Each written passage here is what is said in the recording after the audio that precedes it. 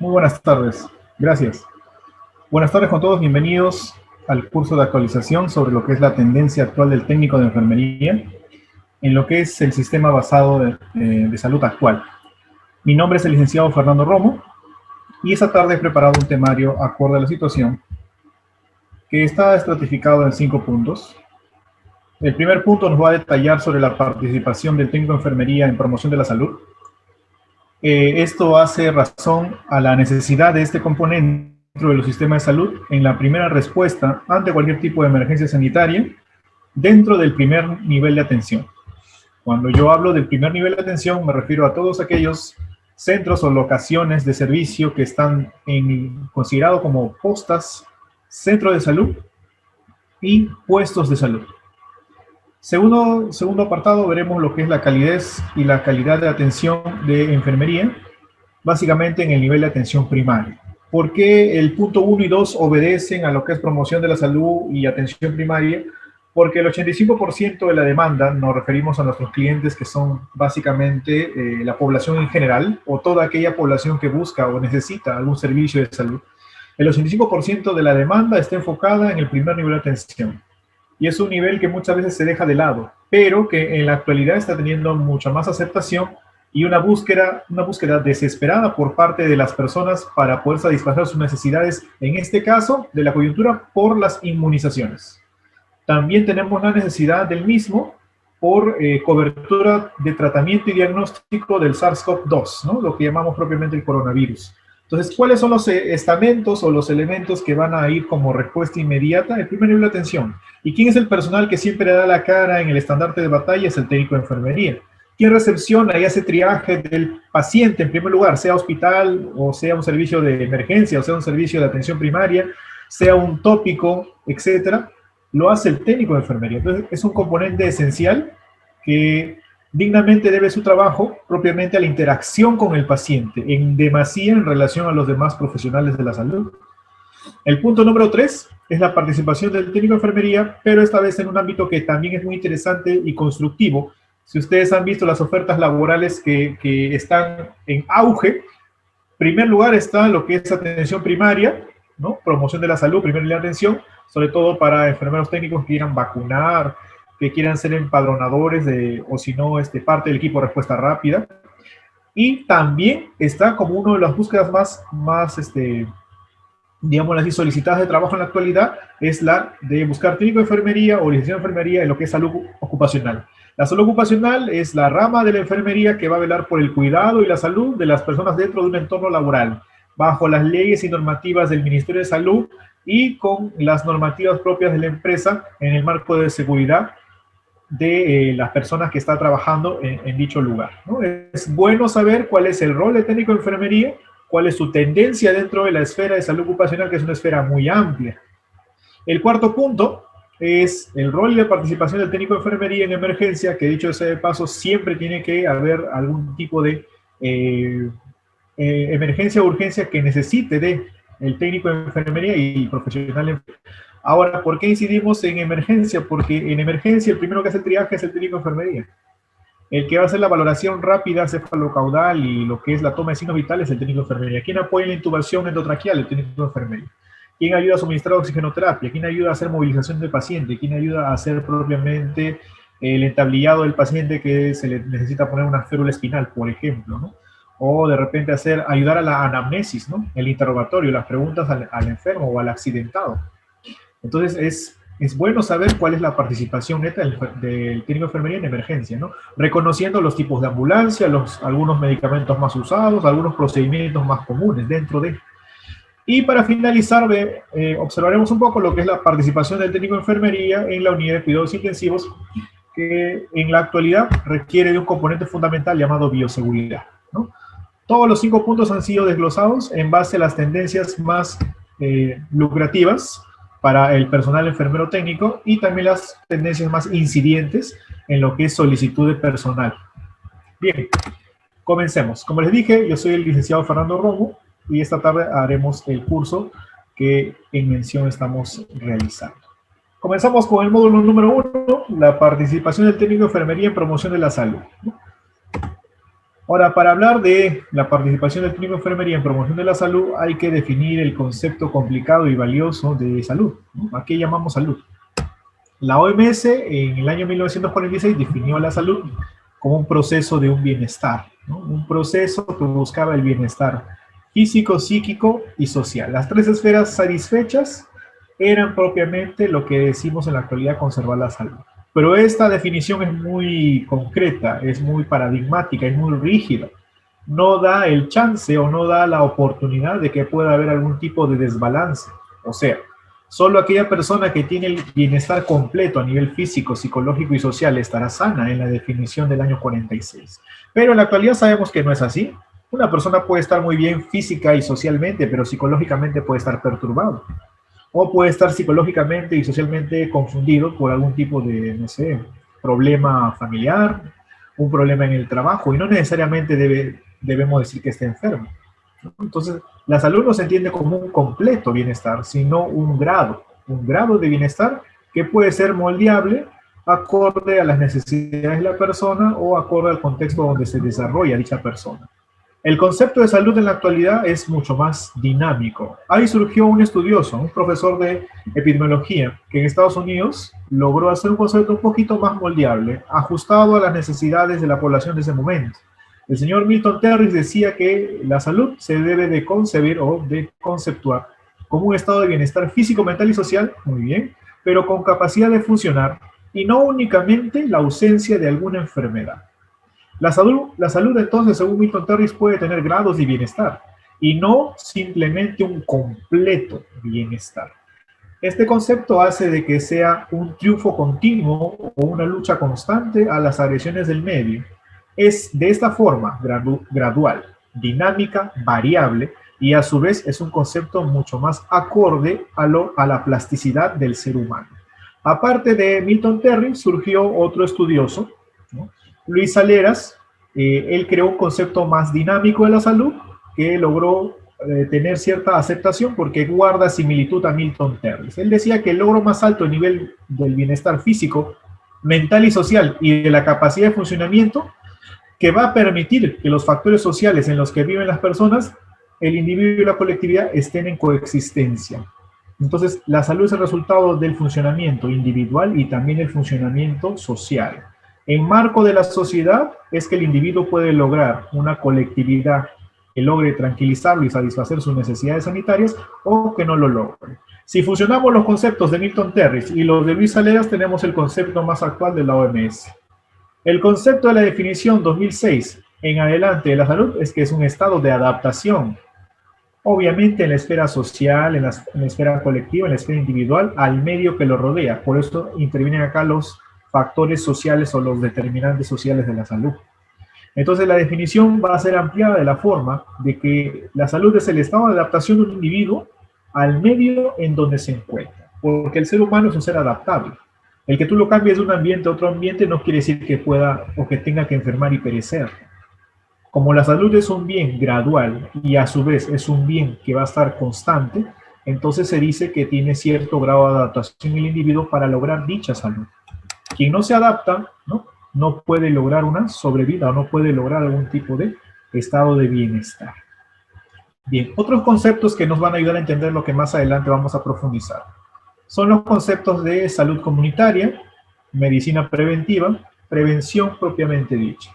Ahora, los conceptos que estoy citando obedecen a lo que es el marco de atención primaria, primer nivel de atención y promoción de la salud. ¿Qué es la salud comunitaria? Es la salud pública, como la conocemos, a esfera de índole general, donde la comunidad va a ser partícipe de las decisiones para afrontar algún tipo de problemática. La salud comunitaria en la actualidad va a tender a lograr hacer que las campañas de inmunizaciones, las campañas de luchar contra la anemia, logren tener un impacto, logren hacer que los gobiernos regionales, centrales, locales y los ciudadanos, así como instituciones de los ciudadanos, logren hacer un cambio, ¿no? Un ejemplo claro tenemos actualmente en lo que son las inmunizaciones. Hay empresas que están auspiciando inclusive kit de material de bioseguridad para los que estamos haciendo inmunizaciones y vacunas, ¿no? O de repente puede haber una iniciativa social para poner más orden al momento de hacer la vacunación, porque lamentablemente no hay una cultura de salud comunitaria. No se sabe las medidas preventivas, cómo manejarlas en el momento que hay sobreaglomeración, sobresaturación de personas. Es por eso que en las jornadas pasadas de vacunación que ha habido un destello inigualable de personas y una falta de capacitación para tomar medidas de metros de distancia, medidas de evitar sobreaglomeración o sobrepoblación en un lugar pequeño. Yo creo de que falta conceptos adecuados en la gente sobre lo que es salud comunitaria y salud pública. Una de las medidas más efectivas de la salud comunitaria es darle empoderamiento y conocimiento a la ciudadanía. ¿Y quién se los da? Se los da el personal de enfermería, que siempre estamos de la mano con las personas. ¿Y quién es uno de los mejores maestros por excelencia? Pues todo el personal de enfermería, sea cual fuera el nivel auxiliar, técnico, licenciado, porque ellos tienen la capacidad y el deber de poder impartir, arreglar o de poder ayudar a que las personas entiendan mejor el proceso de salud-enfermedad y no se horroricen, ¿no? Por el hecho de que no he llevado a un adulto mayor a vacunar el día domingo o el día sábado, no quiere decir que el día lunes o martes le va a dar difteria. O no quiere decir que si es que no llevo a mi niño la semana pasada, no lo he llevado de repente a que le pongan su vacuna, no quiere decir que le va a dar varicela, le va a dar sarampión. Hay que tener en cuenta que los servicios de inmunizaciones en el marco de la salud comunitaria están abiertos todos los días. No hay un día en específico. Ahora, que se convoque a grandes masas porque está la alerta epidemiológica de que hay un brote de difteria en curso, bueno, eso es diferente. La población se deja llevar por las alarmas, pero no se dejan llevar propiamente por los cuidados que siempre les decimos, ¿no? Vacuna a tu niño, vacuna a tu adulto mayor. Recién cuando hay un estado de emergencia de alarma, recién pensamos en medicina preventiva, cuando en realidad lo que deberíamos hacer es pensar en medicina preventiva antes de que ocurran los hechos. Bueno, el siguiente concepto es medicina preventiva, ¿no? Son acciones dentro de la salud pública que se van a aplicar a nivel individual y van a generar una intervención que protege la salud a nivel público y a nivel comunitario, ¿no? Para entender lo que es la salud pública es la rama de la salud que va a ver los problemas situacionales, locales y contextuales en la comunidad. ¿Cuáles son los problemas contextuales situacionales de la comunidad?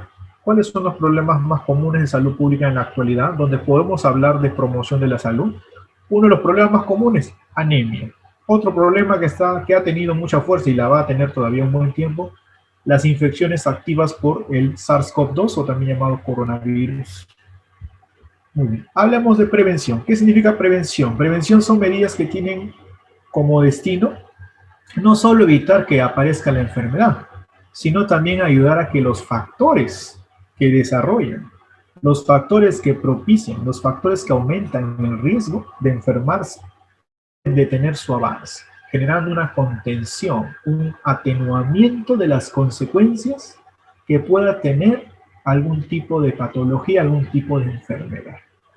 Por eso que en prevención hablamos de 3 niveles en los cuales podemos estratificar la prevención. La prevención primaria impide que aparezca la enfermedad. La prevención secundaria va a ayudar al tratamiento de la misma, aminorando las secuelas. Y la prevención terciaria va a devolverle la funcionabilidad, va a rehabilitar al paciente y va a ayudarlo a que pueda haber un establecimiento de su nivel normal de vida y como si fuera o como si se quisiera restaurar antes de que se haya enfermado. Un ejemplo clarísimo. Infecciones por el coronavirus, que lo vamos a detallar en unas diapositivas adelante. Nosotros sabemos que el SARS-CoV-2 no es una enfermedad nueva. La mayoría de personas que tenemos o hemos tenido una infección respiratoria nos ha tenido que pegar un coronavirus, ¿no? Pero un coronavirus que es leve, un coronavirus que es estacional, o sea, que obedece a cambios climáticos. Cuando nosotros hablamos del SARS-CoV, es una familia inmensa que tiene más de 20 cepas diferentes. Ahora, que 2 cepas hayan mutado en el año 2002 y 2019 hayan salido a la luz 2 cepas que son aterradoras, donde su margen de infección es elevadísimo, su tasa de morbo y mortalidad siempre está en pico de alzada. y que constantemente está mutando, eso es básicamente lo que es evolución viral. Al ser humano le tomó más de 100.000 millones, bueno, más de 100.000 años evolucionar a lo que hoy día conocemos como Homo sapiens sapiens, ¿no? O hombre que sabe, sabe. Pero a los virus les toma solo ciertos días, horas o algunas décadas evolucionar y hacerse mucho más resistente. En el caso del SARS-CoV-2, porque es el SARS-CoV número 2, el coronavirus número 2, el coronavirus o SARS-CoV-1 lo hemos vivido en el año 2002 aproximadamente, 2002-2004. ¿No? El que es ahora es el SARS-CoV-2. Un ejemplo para entender mejor la prevención. Personas que se han contagiado, que no deseamos que se contagien. No deseamos que se contagien. ¿Cómo impedimos que la enfermedad aparezca? Primero, protección, distanciamiento social. Segundo, una buena alimentación. Y tercero, evitar el contacto con personas que estén enfermas o la aglomeración de gente. Eso sería una medida de prevención primaria. Yo trato de incidir en los factores que van a impedir que la enfermedad aparezca, que la enfermedad logre hacer su aparición. Otra forma efectiva de impedir la aparición de la enfermedad es teniendo una vida o un estilo de vida adecuado. ¿Quiénes son más fáciles que se compliquen por el coronavirus? Las personas obesas, ¿no? Un IMC más de 40, un obeso nivel 3, obeso mórbido, va a llevar a un deterioro mucho más rápido de la función respiratoria. Y esto se explica con fisiología. Las personas con obesidad tienen más probabilidades de quedar con secuelas fuertes del COVID por la sencilla razón que la grasa abdominal y la grasa que está depositada en las vísceras hace que la circulación torácico-abdominal sea más lenta, más cargada y aparte evita que los músculos inspiratorios, expiratorios hagan el trabajo de manera funcional y armónica. Es como decir, ¿qué es más sencillo? Mover el brazo en abducción y aducción de esta forma, ¿no? Lateral o contralateral, solo mi brazo, o mover mi brazo cargando una bolsa de 5 kilos. Obviamente será mucho más sencillo mover el brazo en forma funcional sin ningún peso añadido. Lo mismo pasa con las personas que tienen obesidad mórbida. Toda la grasa abdominal evita de que los músculos respiratorios hagan el trabajo al 100% de efectividad. Entonces, una medida de prevención primaria para evitar que la enfermedad aparezca sería evitar el contagio propiamente directo con personas y también sería mantener una buena alimentación, porque en muchos casos hay personas que han tenido el COVID y ni siquiera se han enterado. Y no se han enterado porque su sistema inmunológico está en una armonía perfecta. Cuando tenemos una armonía perfecta del sistema adecuado, cuando mantenemos una dieta adecuada, cuando dormimos nuestras 6 a 8 horas en promedio, tomamos agua de 2 a 3 litros, practicamos alguna actividad física y cuando estamos con un grado de juventud relativa. El sistema inmunológico con esos indicadores está perfecto, ¿no? Por ejemplo. Por eso es que el COVID es mucho más letal también en las personas adultas mayores, porque el sistema inmunológico, conforme uno va subiendo la escalera de la edad, va disminuyendo la consistencia de la respuesta inmunológica. La respuesta inmunológica tiene que ser ordenada. Si no es ordenada, el sistema inmunológico hace una acción totalmente difusa y puede lograr obstruir, bloquear, inflamar su propio tejido. Ocurren las famosas enfermedades autoinmunitarias, ¿sí? El lupus eritematoso sistémico, la artritis reumatoide juvenil y en algunos casos las complicaciones severas por el SARS-CoV-2-19. También puede ser por un sistema inmunológico hiperactivo o desordenado. Bueno, cuando hablamos de prevención secundaria, hablamos de aquella prevención que, bueno, ya tiene la enfermedad lista, ya tiene la enfermedad in situ, pero curar rápidamente al enfermo o de evitar de que tenga un pase muy doloroso o un pase muy, digámoslo así, muy tedioso por la enfermedad. En algunos casos del COVID se recomienda tratamiento de soporte, ¿no? El tratamiento de soporte, ¿en qué consiste? Es como toda infección viral. La infección de los virus tiene esta característica. Viene, se posiciona, hace el desorden dentro del cuerpo y luego se retira. Es lo que hace toda infección viral, desde una gripe hasta el sarampión, desde la varicela hasta la rubiola. Todas las infecciones virales tienen ese tipo de presentación clínica. Cuando son infecciones del tracto respiratorio, como es el coronavirus, tenemos esa presentación. Entonces, ¿qué debemos de hacer? ¿Qué hacen los equipos de respuesta rápida, donde están trabajando varios enfermeros técnicos y enfermeros licenciados? La tendencia es darles ibuprofeno de tableta o cápsula de 400 miligramos. Antes, hace más o menos 2 meses, les dábamos acitromicina, ivermectina, prednisona. En la actualidad se sabe que esos medicamentos tienen un efecto, pero que no está demostrado al 100% de efectividad. ¿Por qué? Porque durante todo el tramo de que estuvo el ministro, bueno, el exministro Zamora, comprando sus pruebas rápidas por toneladas, ¿no? Y comprando también medicamentos por toneladas, él logró hacer algunos estudios, ¿no? Y los estudios arrojaron de que no importaba si las personas consumían acitromicina, ivermectina y prednisona, en el otro grupo, el grupo control, se logró ver que esos medicamentos, así lo consuma o no lo consuma, igual las personas se cronificaban, igual las personas se morían, igual las personas se recuperaban, igual las personas se rehabilitaban. Entonces no hubo una evidencia consistente que logre decir, ya, hay una gran diferencia si es que toman el medicamento en relación a aquellos que no lo toman.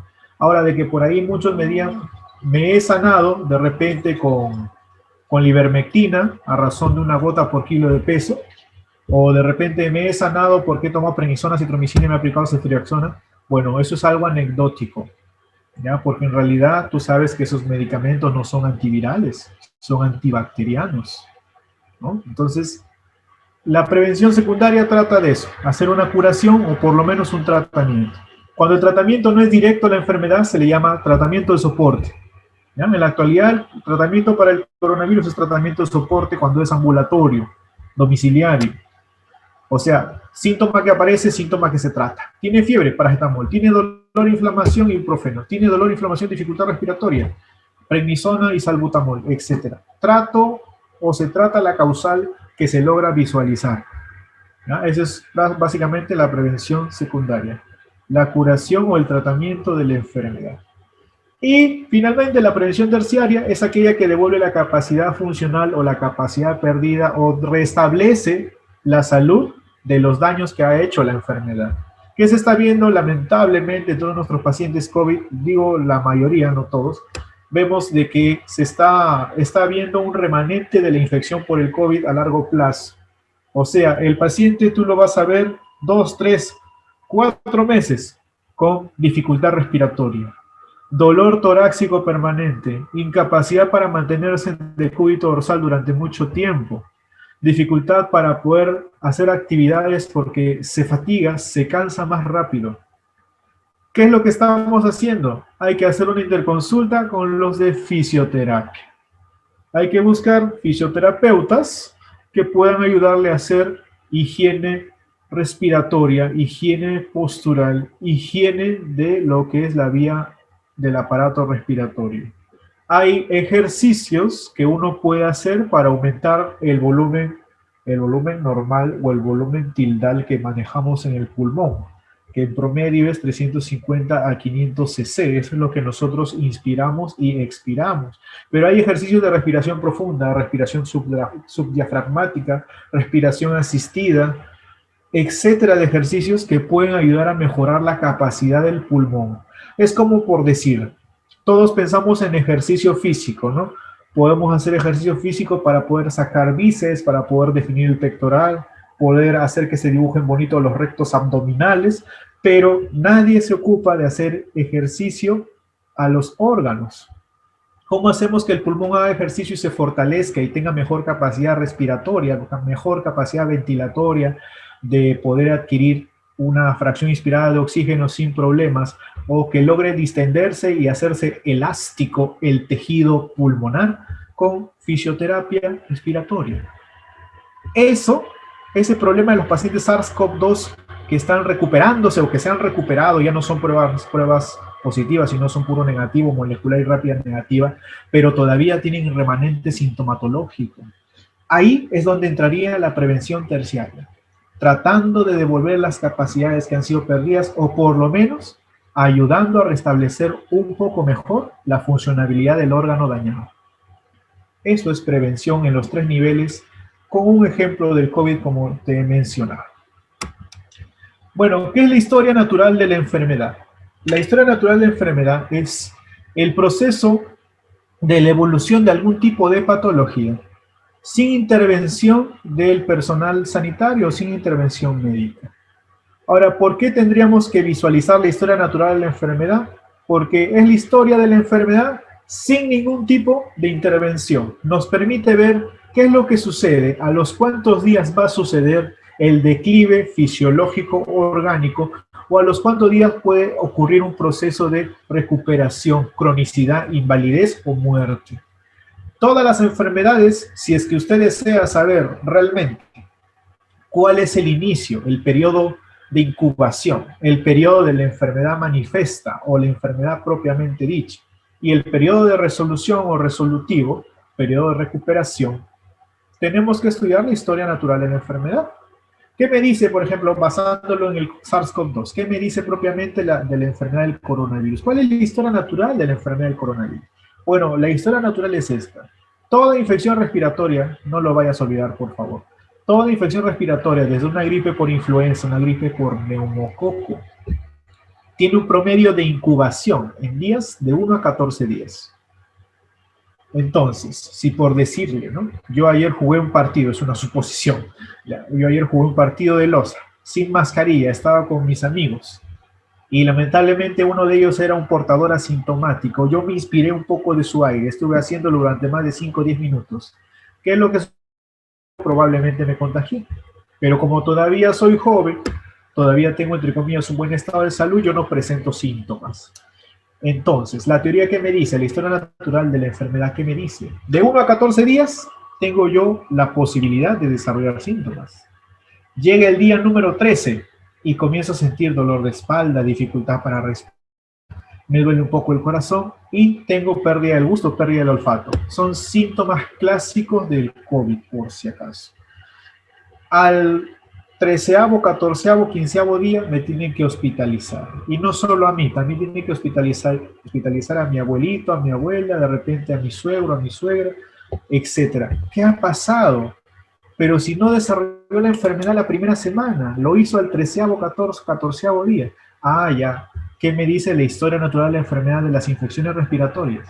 Que yo puedo desarrollar la enfermedad después de estar en contacto con alguien de 1 a 14 días en promedio. Así que no nos confiemos. Si estamos o sabemos que estamos practicando algún tipo de contacto inadvertido con personas que puedan tener el coronavirus, bueno, eso no se puede determinar, pero sí se puede determinar la cantidad de exposición que cada uno tiene. Entonces hay que tener cuidado en ese sentido, ¿no? Entonces, esta historia natural de la enfermedad nos sirve para entender los periodos de la enfermedad propiamente dicho. Hay un periodo donde no se ven los síntomas, un periodo donde hay equilibrio, un periodo donde básicamente estamos en coexistencia con la enfermedad o con los factores de riesgo. En este periodo como está antes de la enfermedad, lo llamaremos periodo prepatogénico, ¿no? Periodo prepatogénico es aquel donde estamos en equilibrio. Nosotros somos el huésped, ¿ya? ¿Por qué somos el huésped? Porque nosotros se va a hospedar algún microorganismo, por ejemplo. A ver, hay una buena pregunta por aquí. A ver, buenas tardes, muy buenas tardes, bienvenida. Buenas tardes.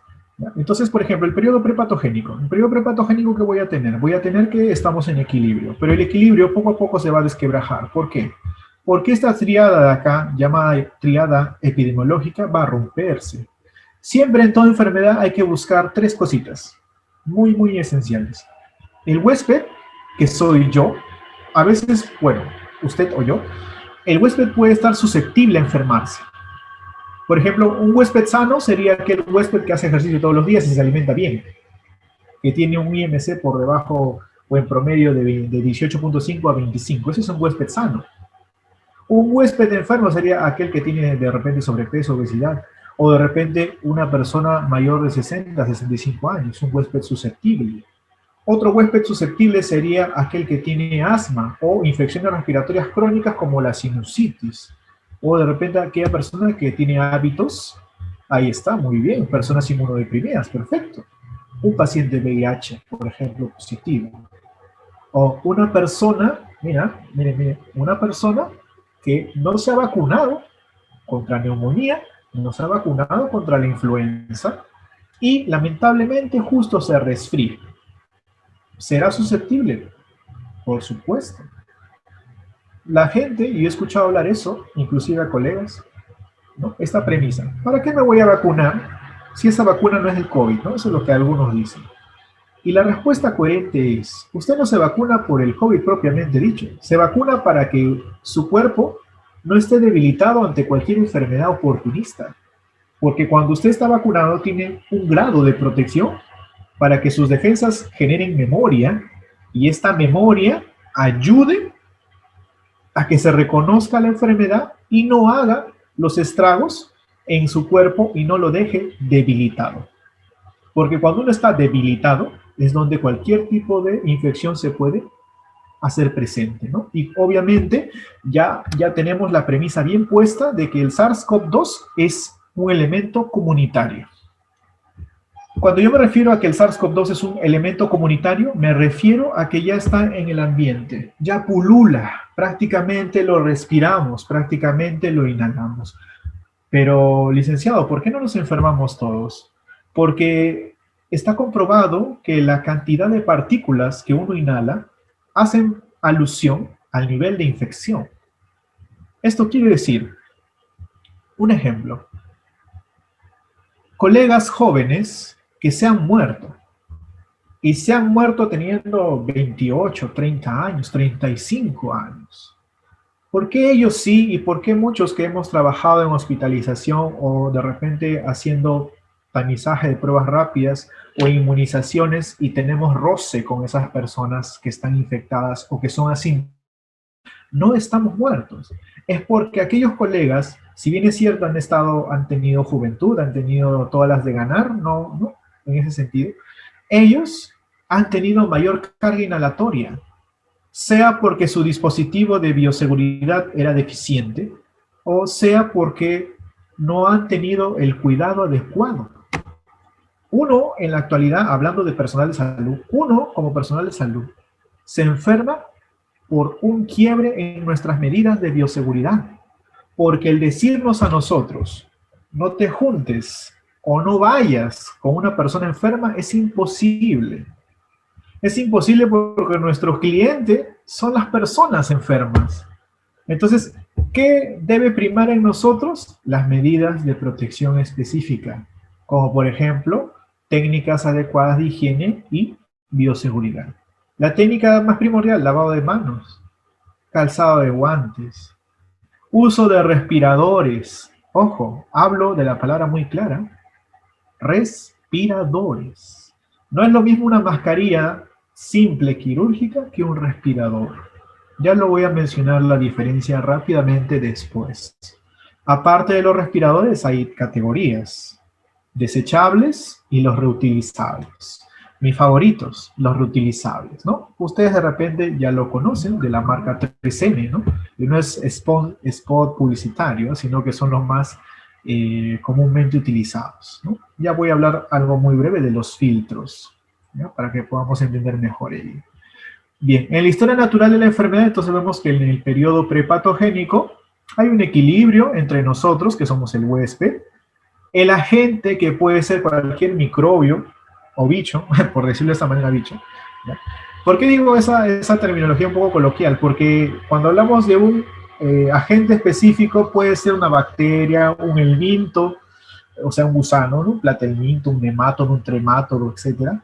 Puede ser de repente algún virus, algún protozoario, ¿no? Entonces hay diferentes tipos de agentes, ¿no? Por eso yo coloquialmente le digo algún bicho, ¿no? Pero no es que sean bichos propiamente, ¿ya? Los agentes más comunes de infectarnos son los virus, son los más comunes, son los más clásicos. En nuestra vida habremos pasado por diferentes infecciones y más de una centena de virus que nos infectan, ¿no? Claro que hay virus que son de mucho cuidado, ¿no? Como por ejemplo el papilomavirus, la hepatitis B, ¿no? El virus de la hepatitis B, el virus de la hepatitis A, el virus de la varicela zoster, el virus, su primo hermano, el virus del herpes zoster, entre otros más, ¿no? Entonces, los agentes son de diferente índole. Ahora, ¿de qué depende de que nosotros como huésped y que el agente tengamos un acercamiento? O sea, ¿de qué depende de que el agente o el microbio pueda colonizarme? Depende mucho de esto, del medio ambiente o del medio donde nosotros interaccionemos. Lamentablemente, nosotros estamos expuestos a muchos agentes y a un medio altamente contaminado, lamentablemente, ¿no? Pero si estamos, hay que tener cuidado con lo que es el agente, ¿no? A nivel domiciliario, cuando salimos a la calle o salimos al mercado, hay que usar nuestras medidas de protocolo de bioseguridad, ¿no? Inclusive también fuera del trabajo la bioseguridad vale oro, ¿no? Me imagino que muchos que estamos en el ámbito clínico hay que tener cuidado con los uniformes que vienen de afuera, ¿no? Previamente su remojo en agua con detergente o si no con una poca de lejía. Y si es posible, evitar utilizar la lavadora para todos los familiares, ¿no? Porque contaminamos. Recordemos que el tambor de la lavadora deberíamos de limpiarlo con lejía, bicarbonato, para hacer que se baje la carga bacteriana o viral que pueda estar ahí, ¿no? Si bien es cierto, es imposible a veces lavar a mano porque no tenemos tiempo para nada, pero es bueno de que tengamos cuidado con nuestras personas que viven en casa, ¿no? Porque muchos de ellos se enferman por culpa de nosotros. Si bien es cierto, hay muchos profesionales de la salud que no nos pasa nada, pero nuestros familiares están expensos a que puedan tener alguna contaminación cruzada. Entonces hay que tener cuidado. Muy bien.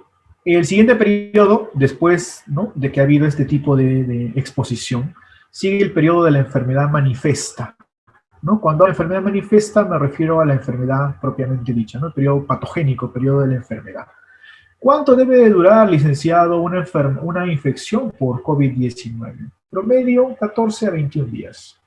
Te digo que es un promedio porque depende mucho de las características de la gente. Si el agente es muy virulento, como el virus que azotó Italia, rápidamente vamos a tener la infección, ¿no?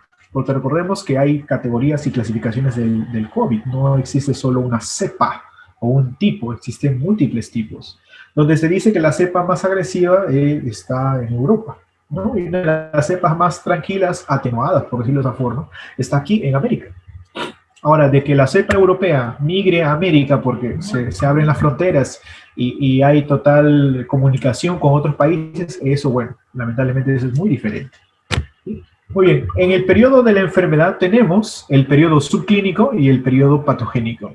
En el periodo subclínico aparece la enfermedad, pero no se manifiesta.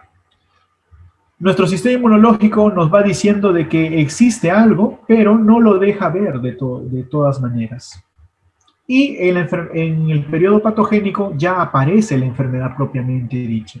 Es como que por acá, al aparecer la enfermedad, pero no manifestarse, siento algo que está yendo mal, pero no me siento yo mal de salud.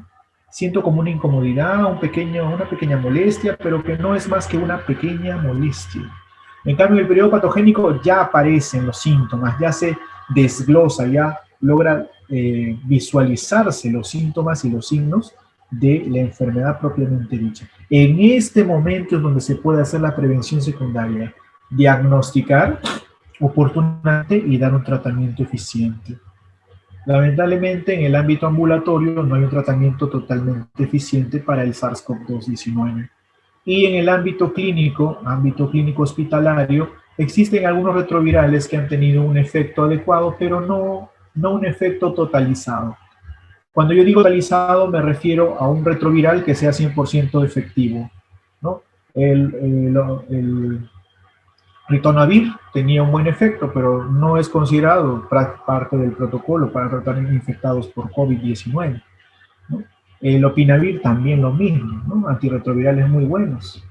Ahora, hay otros medicamentos que disminuyen las defensas, ¿no? Por ejemplo, el etorocoximab, ¿no? El etorocimab, ¿no? Etorocimab, algo así creo que se llama el medicamento, que es un inhibidor un inhibidor de la reacción en cadena de nuestro sistema inmunológico, es inmunosupresor, ¿no?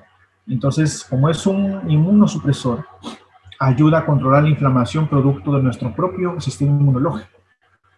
Porque muchas veces el paciente con SARS-CoV se encharca, ¿no? Por decirlo, se encharca, porque sus propias defensas están atacando el tejido alveolar, están obstruyendo el tejido bronquial, ¿no? Están fabricando o están haciendo que la circulación a nivel de la arteria pulmonar, a nivel de los grandes vasos arteriales torácicos, se densa. Los factores de la coagulación se desorganizan y tienden a formar trombos, ¿no? O coágulos. Entonces, esto lleva al paciente a una trombosis pulmonar oclusiva, que puede llevarlo a un infarto, puede llevarlo a un ACV, puede llevarlo a una falla respiratoria, etc. Entonces, en muchos casos, el propio sistema inmunológico, sin querer hacerlo, determina la mortalidad del paciente. Esa es la clave. Muy bien. El resultado, ya en el periodo, después del periodo preenfermedad o prepatogénico, el periodo patogénico de la enfermedad, viene el periodo de resolución o de resultado. En este periodo de resolución o de resultado, vamos a ver si es que el paciente logra recuperarse, se cronifica, se pone en un carácter inválido, ¿no? Por producto de las secuelas, o tiene una mortalidad propiamente dicha. Si es que el paciente logra recuperación o algún grado de invalidez, se va a hacer la prevención terciaria buscando una rehabilitación, una reinserción laboral, una integración y una restauración de los factores perdidos, ¿no? Los factores habitualmente de actividad perdidos. En 1965, los epidemiólogos Lieben y Clark crearon un paradigma o modelo de historia natural de la enfermedad, que es el que he mencionado aquí, ¿no? Que está dado aquí de otra forma, ¿no? Está dado en forma mucho más sencilla, donde mezclamos el agente, el huésped y el ambiente, ¿no? Esto es como una balanza.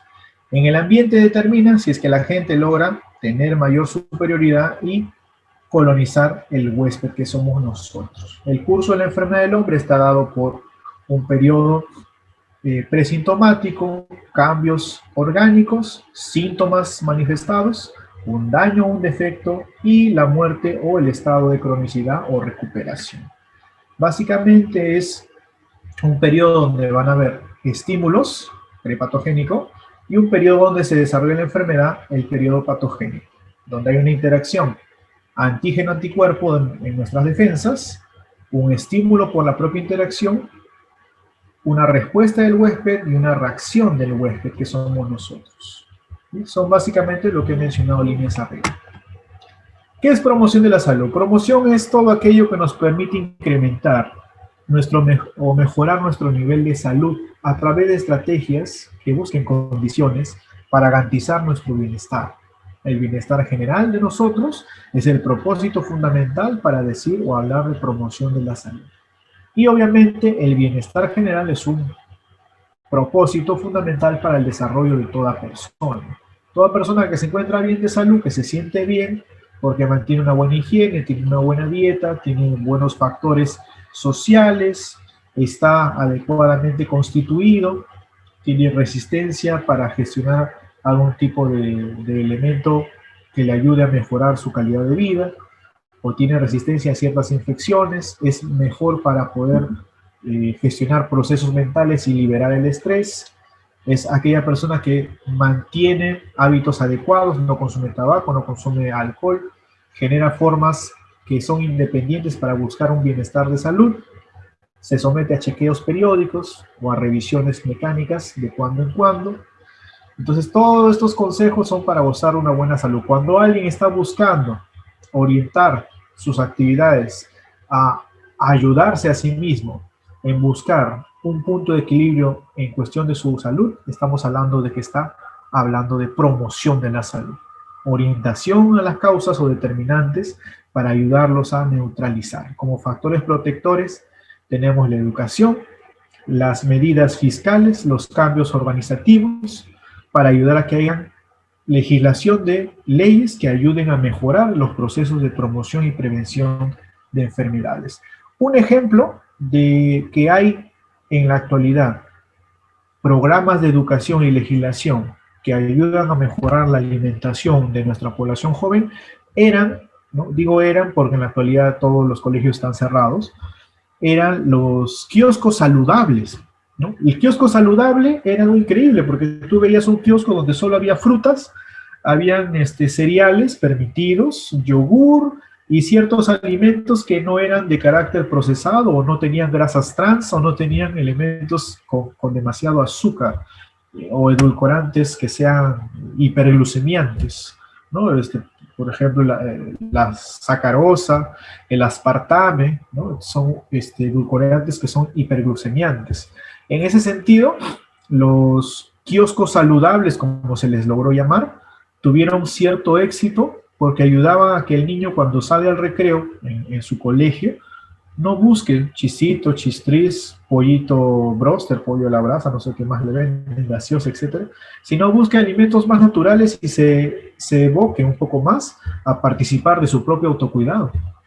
Entonces, esa es una medida que combina métodos de educación, una legislación, porque tuvo que haber una ley que proponga el kiosco saludable, y medidas fiscales que hagan efectiva dicha ley para generar un cambio en una organización, que en este caso es una organización matriz. La organización matriz de la educación, los colegios, ¿no? En este caso los colegios estatales. Es un ejemplo de promocionar la salud. Pero requiere, ¿qué cosa? Requiere la participación de todos, padres, profesores y, lógicamente, nosotros como un medio de cambio, ya que nosotros somos promotores de la salud por excelencia. Hay que recordar que no es un servicio sanitario la promoción de la salud. Los profesionales sanitarios tenemos el papel fundamental y la obligación de impartir conocimiento. Atención primaria en salud. ¿A qué llamamos atención primaria? ¿No? Atención primaria es lo que vemos acá, en líneas pequeñas, ¿no? En líneas generales.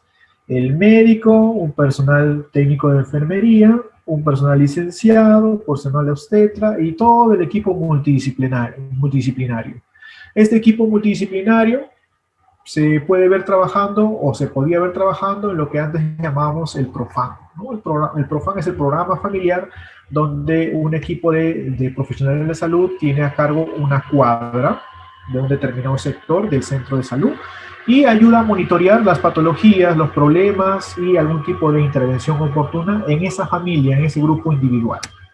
Entonces, la atención primaria es aquel tipo de atención o asistencia sanitaria que se basa en métodos y tecnologías prácticas, científicamente fundados, socialmente aceptables, que logran hacer que la comunidad participe, los individuos y familias participen, logren hacer un costo-beneficio para la comunidad y la sociedad, para que también puedan haber expectativas de desarrollo, espíritu de autorresponsabilidad, autocuidado, autodeterminación de cambiar propiamente su salud.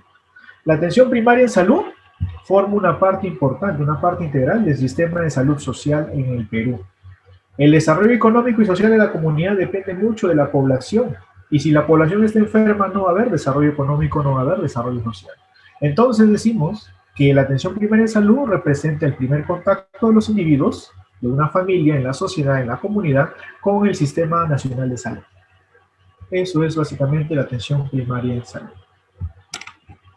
Muy bien, algo que es bueno saber y que está en tendencia en la actualidad, sobre todo esta que está por acá, esta que estoy señalando, las estrategias sanitarias nacionales. ¿Qué es una estrategia sanitaria nacional? Muy pocos conocen qué es una estrategia sanitaria nacional. Y en salud y medicina debemos de dominar por lo menos las estrategias sanitarias nacionales más comunes. Entre ellas tenemos la Estrategia Sanitaria Nacional de Inmunizaciones, que en la actualidad está teniendo una alta y gran demanda. Si usted busca en CompuTrabajo o cualquier plataforma de inserción laboral rápida, usted va a ver que hay un montón de trabajo para enfermero técnico vacunador, enfermero técnico para poder hacer vacunas a domicilio, ¿no? Si bien es cierto, el enfermero técnico tiene algunos eslabones que no logra desglosar en el ámbito privado, ¿no? En el ámbito público y privado. Cuando trabaja de manera particular o trabaja cuidando pacientes o a domicilio, es donde puede desglosar mejor su trabajo, su tarea. Un ejemplo claro, por ejemplo, mi mamá es técnica de enfermería. Cuando los pacientes lo requieren o lo requerían, ella iba a una casa y ponía sonda nasogástrica. Sonda nasogástrica. Y ella es técnica de enfermería, pero tiene obviamente experiencia en emergencias. Técnico de enfermería nivel 2, por ejemplo. Entonces, cobraba de 100 a 150 soles por poner una sonda nasogástrica. Es un procedimiento invasivo que para muchos puede ser un procedimiento sencillo, pero que tiene su costo. Ahora, qué pasa si le pasa algo malo al paciente, licenciado? ¿Quién se haría cargo? Exacto, tiene que ver mucho con la habilidad y la experiencia. Chicos, y ustedes deben sentirse orgullosos de ser técnico de enfermería porque su nombre lo dice, técnico. Tiene la habilidad motriz. La habilidad está en las manos, la habilidad está en la vista. A veces no te dejan hacer el procedimiento en el hospital porque hay protocolos que el MINSA nos amarra, ¿no? Y digo nos amarra porque a todos nos tienen, tenemos que seguir el protocolo todos, obviamente, ¿no? Porque hay un protocolo para respetarlo. Ahora, con esto no invito a que no respete los protocolos, no, sino que hay que tener autonomía. Hay procedimientos que son de atención y urgencia inmediata. Un ejemplo clásico. Le da un paro cardíaco a un familiar, Dios no lo quiera, ¿no? Le da un paro cardíaco a un familiar en casa y usted es técnico de enfermería. ¿Vas a esperar que venga el licenciado, que venga el médico, que le haga reanimación cardiopulmonar? ¿Usted esperaría?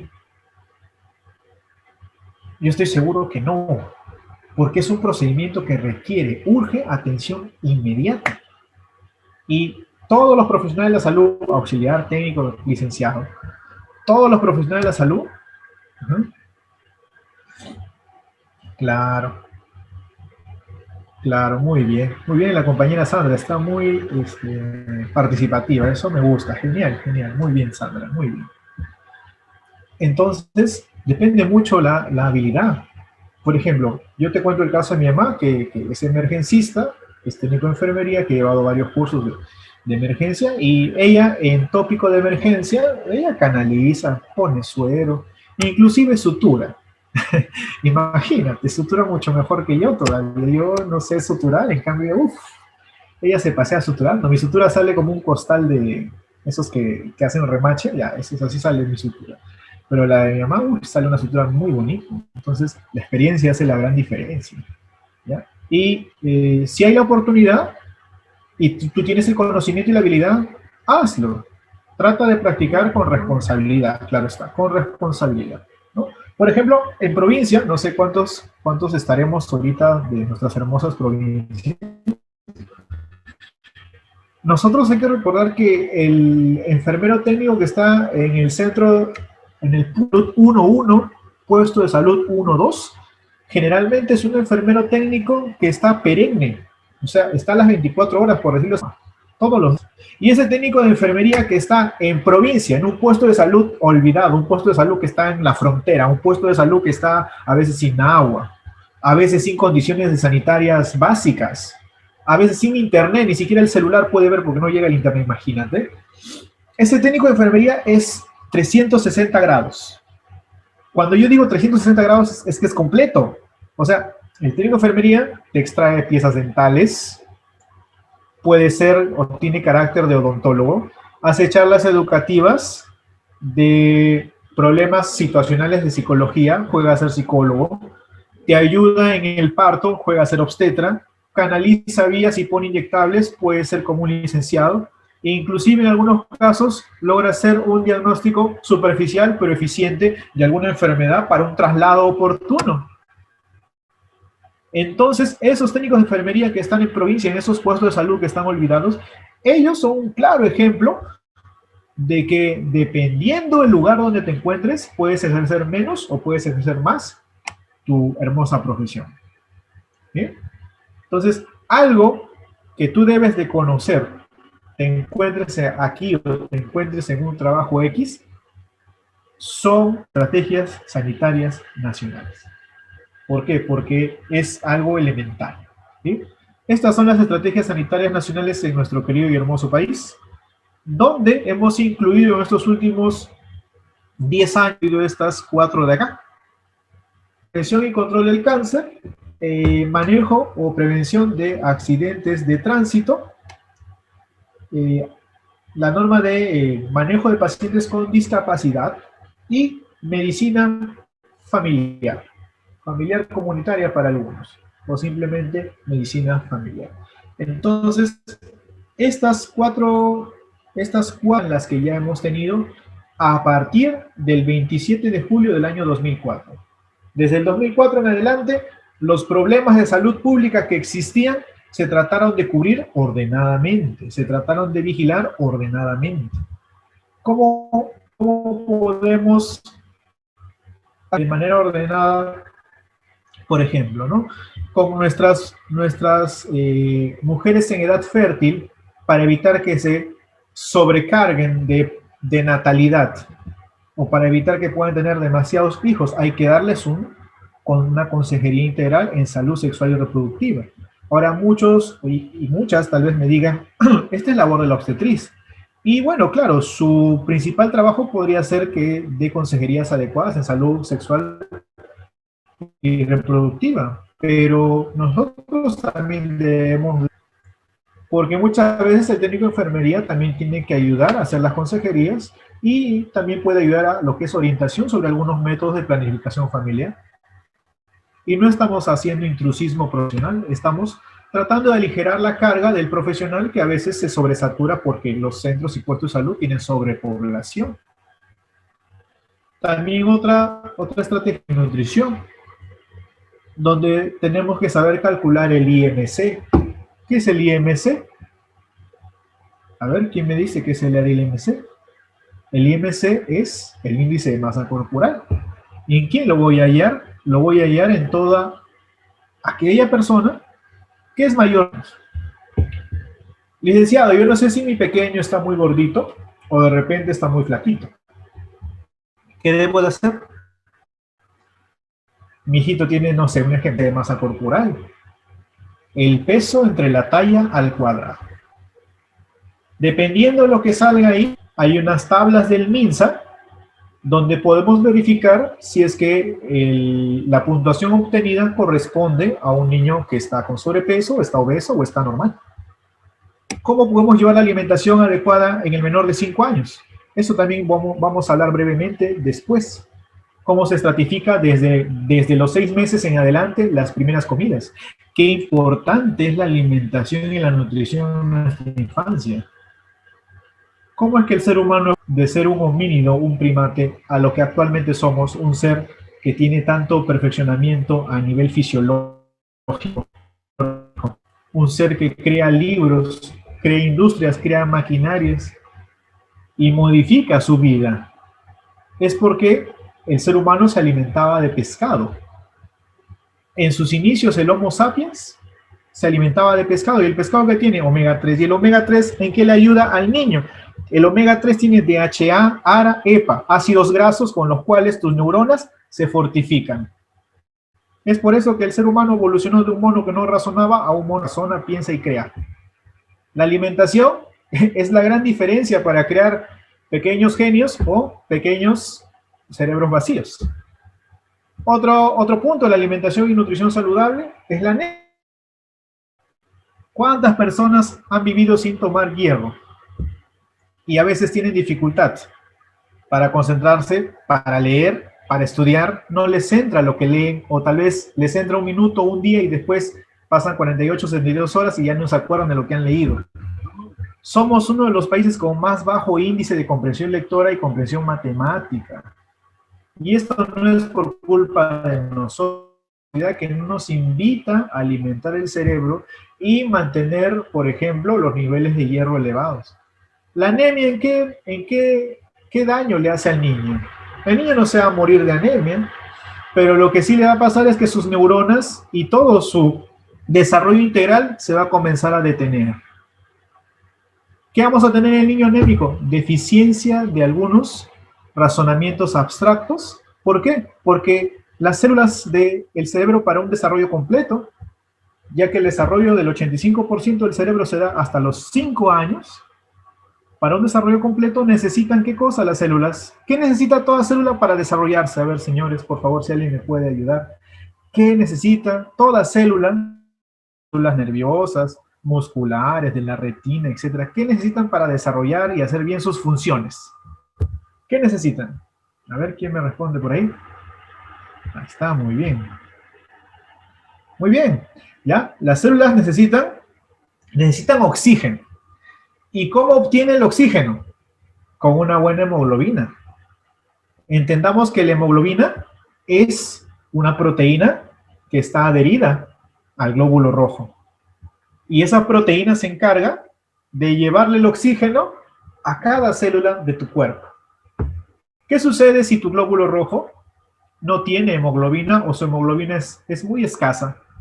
No tiene entonces cómo agarrar las moléculas de oxígeno y llevarlas. Entonces, no se oxigenan los tejidos. Un tejido que tiene poca oxigenación no se desarrolla. Un tejido que tiene escasa oxigenación no logra tener el desarrollo que debería. Entonces, hagamos que nuestros pequeños consuman hierro de diferente forma para ayudar a su tejido nervioso cerebral a un desarrollo pleno. Ese es otro tema que también vamos a hablar más adelante. Y vamos a ver cómo es que se hace la posología del sulfato ferroso y el hierro polimaltosado, que es muy bueno que ustedes dominen. No solo por la profesión de enfermería, para trabajar en promoción de la salud, sino como algo interno para poder ayudarnos en nuestras propias familias. Otro tipo de estrategias sanitarias son las de enfermedades metaxénicas y en algunos casos enfermedades zoonóticas, como es esta estrategia sanitaria nacional de zoonosis. Las enfermedades metaxénicas son aquellas que son producidas por un vector. Un vector mecánico puede ser de repente una cucaracha, puede ser un mosquito, puede ser una garrapata, una chinche, ¿no? A ver, por acá estamos dialogando. Ahí está, muy bien. Por ejemplo, el vector o el sindicalizado, el culpable de que nosotros podamos tener dengue, zika, chikungunya y fiebre amarilla es el mismo vector. Es el mosquito Aedes aegypti. Él es el culpable sindicalizado de que podamos desarrollar esas enfermedades. ¿Cómo nosotros haríamos promoción de la salud en el marco de estas enfermedades transmitidas por vectores llamadas enfermedades metaxémicas? Por ejemplo, había la campaña hace unos años de aprende a lava, lava, escobilla, escobilla, saca, saca el mosquito de tu casa. Y te llevábamos a tu domicilio unos larvicidas para que lo puedas poner en tus recipientes de agua más grandes y evitar que el mosquito, bueno, la hembra del mosquito, pulule y genere, ponga sus huevecitos y salgan a los 7-15 días mosquitos adultos rapidísimo. Esa es una estrategia para poder ayudar a reducir las enfermedades metaxémicas. Pero te cuento la ultimita, recién salida de Europa. Bueno, no tan recién salida, ¿no? Hace más o menos 1 o 2 años. ¿Qué es lo que hacen en Europa? Y te invito a que lo investigues. En vez de vacunar a la gente contra el dengue o de repente vacunarlos contra enfermedades X, ¿no? Por ejemplo, el dengue, que es el que más sonado tenemos, el dengue hemorrágico, ¿no? Puede ser letal, por ejemplo, ¿no? En cuestión de 8 a 10 días, dengue hemorrágico te puede dejar no solo anémico, sino al borde del shock hipovolémico, por ejemplo, ¿no? Y falla multiorgánica también. Entonces, el dengue hemorrágico es de cuidado, ¿no? Es la presentación más terrible, pero es de baja incidencia, no lo vemos mucho, que digamos. Lo más común es ver el dengue clásico, ¿no? Dolor retrocular, dolor articular, fiebre por encima de 38-39 grados centígrados y malestar abdominal, torácico, calambres, espasmos musculares, cambios en el ionograma, sodio, cloro, potasio, calcio, cambios en los electrolitos, etcétera, de variación. Esa es la presentación del dengue clásico, ¿no? ¿Qué es lo que hace en Europa? En Europa, en vez de vacunar a las personas contra el dengue, porque sí, existe, señores, existe la vacuna contra el dengue. Existen varias vacunas en realidad. No solo las vacunas que te voy a hablar en un par de diapositivas adelante, creas que son las únicas. Existen más vacunas, pero que son particulares. O sea, yo tengo dinero, puedo adquirirlas por un precio, ¿ya? Existen vacunas más allá de lo que el Estado nos da. Ahora, ¿por qué, licenciado, el Estado solo nos da un espectro de esas vacunas? ¿Por qué no nos da la totalidad de las vacunas existentes? Bueno, básicamente es por incidencia de enfermedad, presentación de problemas a largo plazo y falta de presupuesto. Esas serían las causas principales por las cuales el Estado no abastece todas las vacunas existentes. ¿Sí? Algunas de esas vacunas existentes que no están en el esquema nacional de vacunación son la vacuna contra la hepatitis A, la vacuna del dengue, por ejemplo. La vacuna del VPH está dirigida para las pequeñas que estén cursando el quinto grado de primaria, promedio de 10 hasta 12 años, 11 meses, 29 días, un promedio. ¿Ya? Pero si, por ejemplo, la pequeña tiene 14, 15, 16 años, se quiere vacunar contra el papilomavirus, en un establecimiento de salud le van a decir, no, señora, no se puede. ¿Por qué no se puede? Porque ya pasó la edad promedio para que le pongan esa vacuna. Pero la verdad, y esto es bueno que nosotros lo sepamos, la vacuna del VPH, usted que me está escuchando, se la puede aplicar. Es más, puedes aplicársela a un varón también. Ahora, ¿por qué no se la aplica de manera indistinta a toda la población del Perú, seas o no seas mayor de 14, mayor de 13 años? Es porque la vacuna del VPH es más efectiva en la población que no es sexualmente activa. Cuando la población es sexualmente activa ya no tiene validez la vacuna, no va a hacer nada y es una vacuna perdida para alguien que realmente lo necesitó. Y obviamente el Estado es un poquito, digámoslo así, no sé si decir mezquino no, sino un poquito fracción, o sea, la vacuna no le va a hacer un bien a una persona, ¿para qué utilizarla en un rango de edades? Y en ese rango de edades es que realmente se tiene que poner. Si no se pone en ese rango de edades, ya no se puede poner y ahorramos esa vacuna para otra persona que realmente lo necesite. Pero yo te estoy hablando, ¿no? En carácter así de conversación afable. Podemos vacunarnos contra la VPH. Yo, usted, de repente alguna persona de 14, 15, 16, 17, 18 años. ¿Sí? Pero hay que tener en cuenta que la vacuna del papilomavirus o contra el papilomavirus, ¿no? La vacuna VPH, es más efectiva en aquella población que es sexualmente inactiva. Porque cuando la población es sexualmente activa, mayormente no hay una capacidad de respuesta inmune que nos proteja del papilomavirus. Pero es importantísimo que nuestras pequeñas sean vacunadas en promedio, ¿no? Que estén cursando el quinto grado de primaria, ¿no? De 10 hasta 12 años, 11 meses, 29 días. Ese es el rango adecuado de que podríamos vacunar. 2 dosis salvarían la vida de tu pequeña o de alguna pequeña que conozcas, para evitar que adquiera el cáncer terrible, el cáncer de cuello uterino. ¿Sí? Hay que tener cuidado con eso. Una dosis se aplica de inmediato y la otra dosis se aplica después de 6 meses. ¿Sí? Ese es el rango adecuado, por ejemplo. ¿Ya? Volviendo a las enfermedades metaxénicas, entonces son todas aquellas enfermedades que van a ser transmitidas por mosquitos. Te estaba hablando de Europa, me fui de idea, discúlpame. En Europa, ¿qué es lo que hacen con las enfermedades, por ejemplo, del dengue? Lograron aislar de los insectos una bacteria llamada Wolbachia. Esta bacteria Wolbachia, ¿qué es lo que hace? Hace que los insectos sean sanos. Entonces, capturan a los mosquitos y los inoculan, o sea, les inyectan con microagujas, les inoculan la bacteria Wolbachia. Cuando les inoculan la bacteria Wolbachia, estos mosquitos recuperan su vitalidad y su sistema inmunológico desarticula el virus del dengue dentro del mosquito. Entonces, ¿qué te quiero decir con esto? Que el mosquito se vacunó contra el dengue.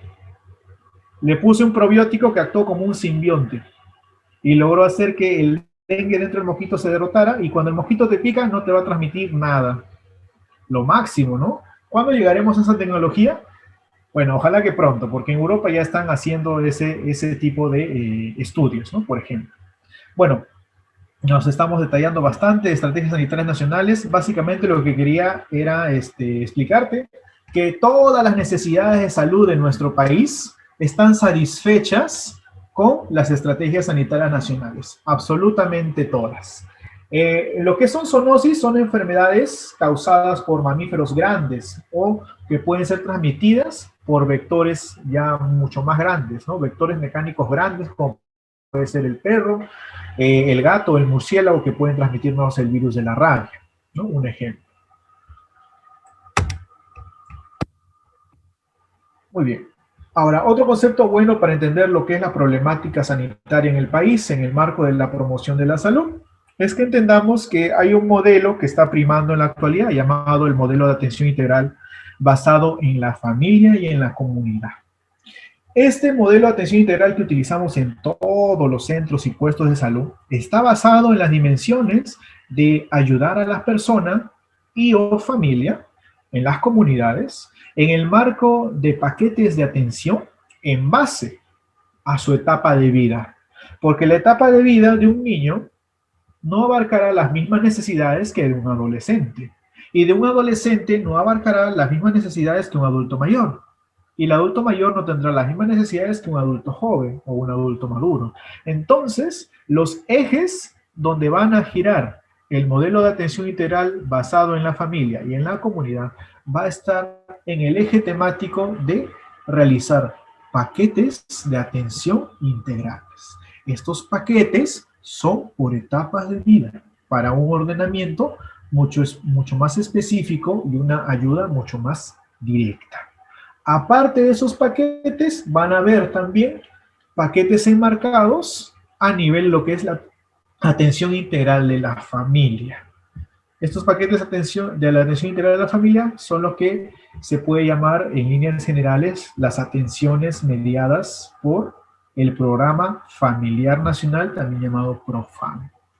El PROFAM va a atacar ejes familiares en un entorno social para ayudar mes por mes o año tras año a una familia en específico o a un grupo familiar en específico dentro de la comunidad. A su vez, otro eje es el paquete de intervención en la comunidad basándonos en los factores del entorno y en los factores dentro de la comunidad, buscando que los factores del entorno sean favorables para un desarrollo óptimo de la salud y basándonos en que la comunidad es un grupo armonioso de personas que necesita satisfacción de necesidades, ¿no? En esto es donde se va a configurar las actuaciones del modelo integral de salud basado en la familia y la comunidad. La persona, la familia y la comunidad y los entornos saludables. ¿Ya? Esto es básicamente lo que he dicho, ¿no? Del modelo de atención integral de salud familiar basado en la familia y en la comunidad. Es bueno que ustedes lo puedan leer si les gusta el primer nivel de atención, si les gusta el ámbito comunitario, de repente les gusta caminar, conocer gente, hablar, les gusta vacunar a las personas, de repente les gusta luchar contra la anemia, ayudar a los pacientes que puedan tener tuberculosis, aquellos pacientes que puedan tener de repente parto prematuro en el caso de nuestra gestante, aquellos niños que no tengan su control de crecimiento y desarrollo con todos los controles dados, a los niños con anemia, etcétera, etcétera, de necesidades muy ricas que están en nuestra comunidad. La propuesta de este modelo de atención integral de salud es una propuesta, una relación horizontal de la comunidad, las personas, con nosotros, el equipo de salud. Por un lado, las capacidades de ambos van a hacer un sinergismo donde se va a buscar mejorar las calidades de vida de la gente, mejorar el cuidado de uno por otro. El equipo de salud va a recomendar o indicar pautas a las personas que se hacen cargo de decisiones cotidianas para determinar si es que van a tener autocuidado o calidad de cuidado respecto a la salud de cada uno de ellos. Muy bien. Ahora veamos el punto 2, la participación del técnico enfermería en la promoción de la salud y la prevención de enfermedades, enfocados en el primer nivel de atención. Bueno, hay 3 palabras mágicas. El rol del técnico de enfermería en el primer nivel de atención es multifuncional, multidimensional y enfocado en las actividades promocionales y preventivas. ¿Por qué digo que el rol del técnico de enfermería es multifuncional? Porque va a ayudar en diferentes estamentos, niveles y áreas. No solo va a tener a su cargo el triaje del paciente, sino también va a tener que realizar en algunos casos charlas educativas, sesiones demostrativas, va a ayudarnos también con lo que es aplicación de ciertas medicaciones, toma de signos vitales, toma de muestras biológicas, entre muchas otras actividades de inmunizaciones, curación de herida, asistencia oportuna en el soporte vital de una persona que ha tenido una emergencia, entre muchas otras. Entonces, el técnico de enfermería en el primer nivel de atención es multifuncional, cumple muchas funciones, utiliza diferentes dimensiones de la persona, lugar y tiempo. ¿Por qué? Porque logra de esta manera llegar a la población de manera efectiva, utilizando el yo intelectual, el yo lingüístico, teniendo una comunicación verbal efectiva, teniendo autocontrol y demostrando en todo momento calidad de atención, no solo por la puntualidad, no solo por el uniforme, sino por su conocimiento. Y bueno, está enfocado en las actividades que permiten mejorar la salud, promocionando pautas adecuadas para el beneficio de la población en general y ayudando a que haya prevención de enfermedades mediante algunos tipos de estrategias. Por ejemplo, impartir educación para la salud. ¿Cuándo impartimos educación para la salud? Cuando hacemos charlas educativas dentro de lugar donde trabajemos. Por ejemplo, ¿no?